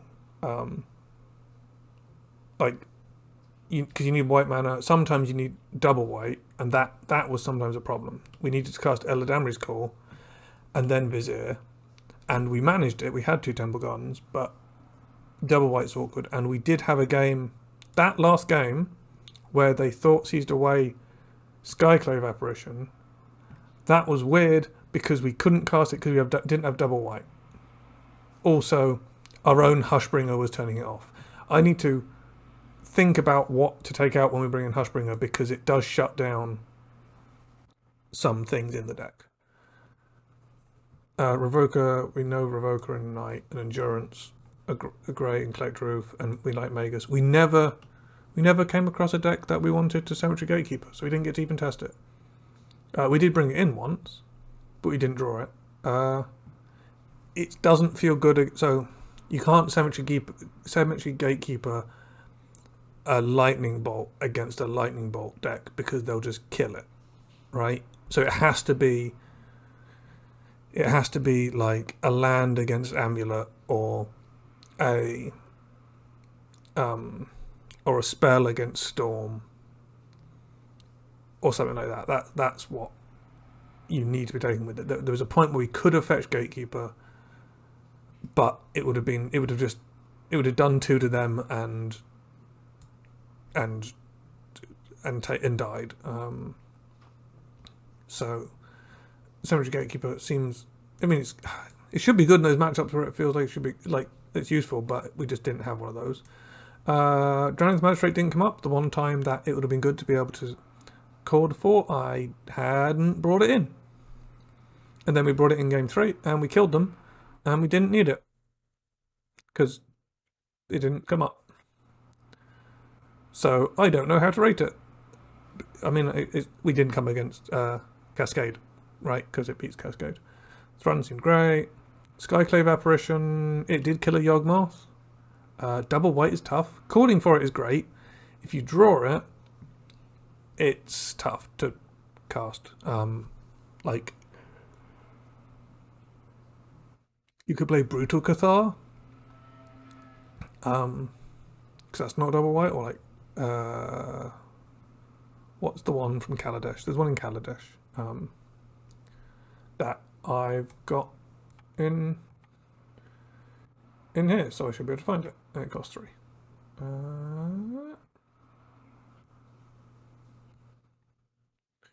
Boop, boop, boop. So yeah, could have Brutal Cathar.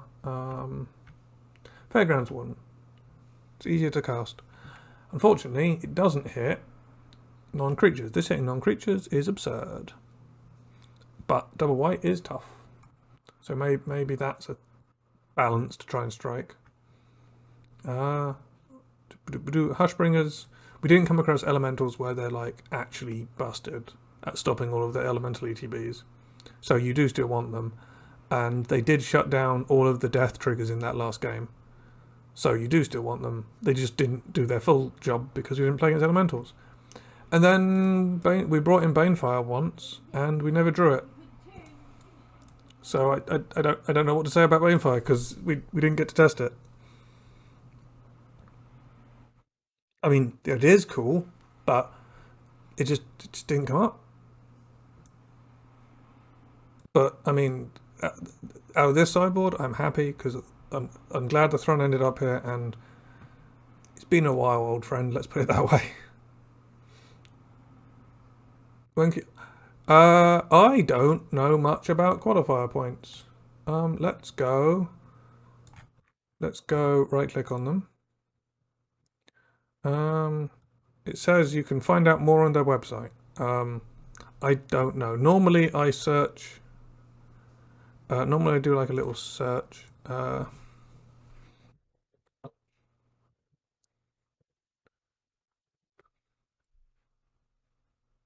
These are, I don't know, season 3 ones. Qualifier points. Right. I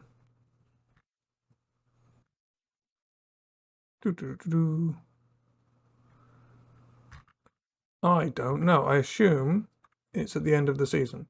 I just don't know. I've never used a qualifier point in my life. Sorry. I've always missed events. I assume it's for qualifiers. Here we go. So a qualifier event costs 40 QPs, and it doesn't tell me when they are. That's handy. What I want is a MTG qualifier schedule.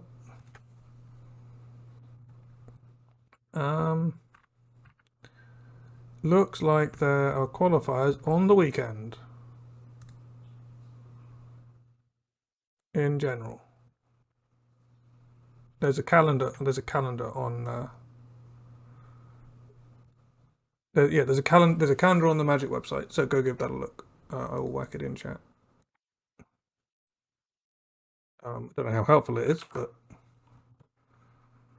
I will whack it in chat via moderator thing because it's a link. There you go. Hopefully that is helpful.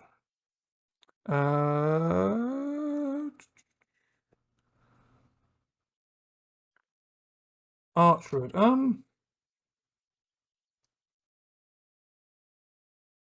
Okay. Archdruid is an interesting one because there were some games that we won where we had to cord for an Archdruid to generate enough mana the next turn to kill them, right? Like we didn't have the ability to do both halves of a combo. We had a mana outlet in play, and we didn't have either of the other combo pieces. So going end step Archdruid, untap, turn everything into 10/10s. Is it like sometimes so Archdruid feels necessary. It might be that Archdruid should be a cord target and we should be running one of them.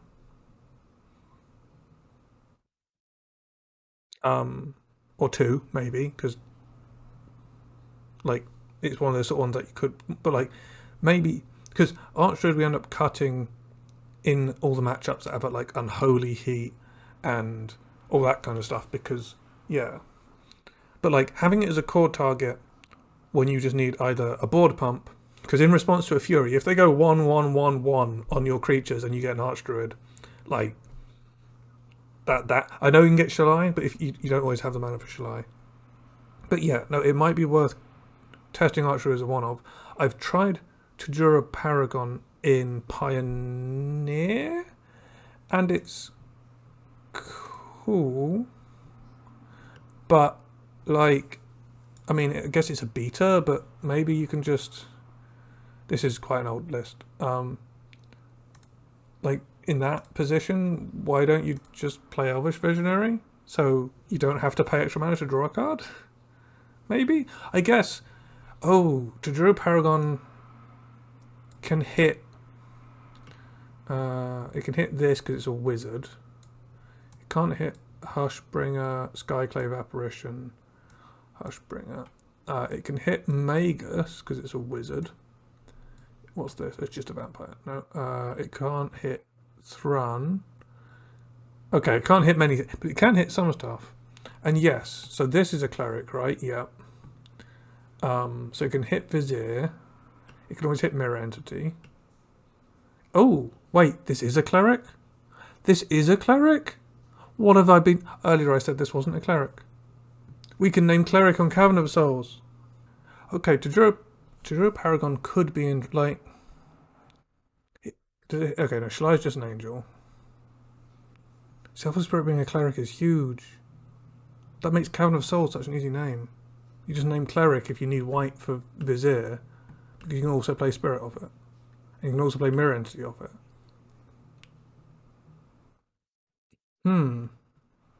Yeah, and when you're, and also it like if they kill your 1-drop, like like playing a Tajuru as a 3/2, like in a matchup where you need to be aggressive, it's not the worst. You could just play Visionary though. I really like Elvish Visionary as a card, and I wish we had Wirewood Symbiote because I want to put Elvish Visionary back in my decks in Modern, and I can't until they give me Wirewood Symbiote. I cannot justify it. Or if you're playing the combo versions that combo off with the Visionary, like with Cloudstone Curio. But yeah, like Shave Archdruids down 2, down 3. Right, we went 4-1. Is that that's the right way around for you guys? Good, because it reflects. We're happy with that. And now I need to mention what Hexagorgon is. Hexagorgon is a website where me and my friends who met at my friends and I who met at uni play games, write about games, stream games, and do a funny podcast that I'll get to in a minute. It's a load of fun. You can find us here on Twitch as Hexagorgon Live. We have a YouTube channel, Hexagorgon. We're Hexagorgon FB on Facebook. We're Hexagorgon on Twitter. We're all over the shop. The website is a good place to go looking for things. I recommend the podcast as well. It's a comedy podcast that's great fun to be in and great fun to listen to. It's called Win Stupid Prizes, so go give that a look. I do Magic every Thursday, alternating between drafts and elves, if you haven't been here before. Like I said, this week's elves, next week's a draft.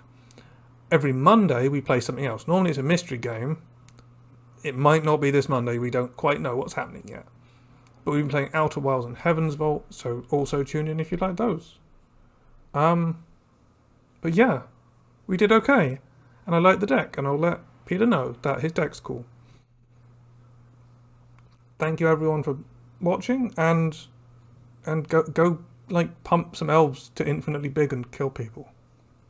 Like, go do this thing. It's fun. I recommend it.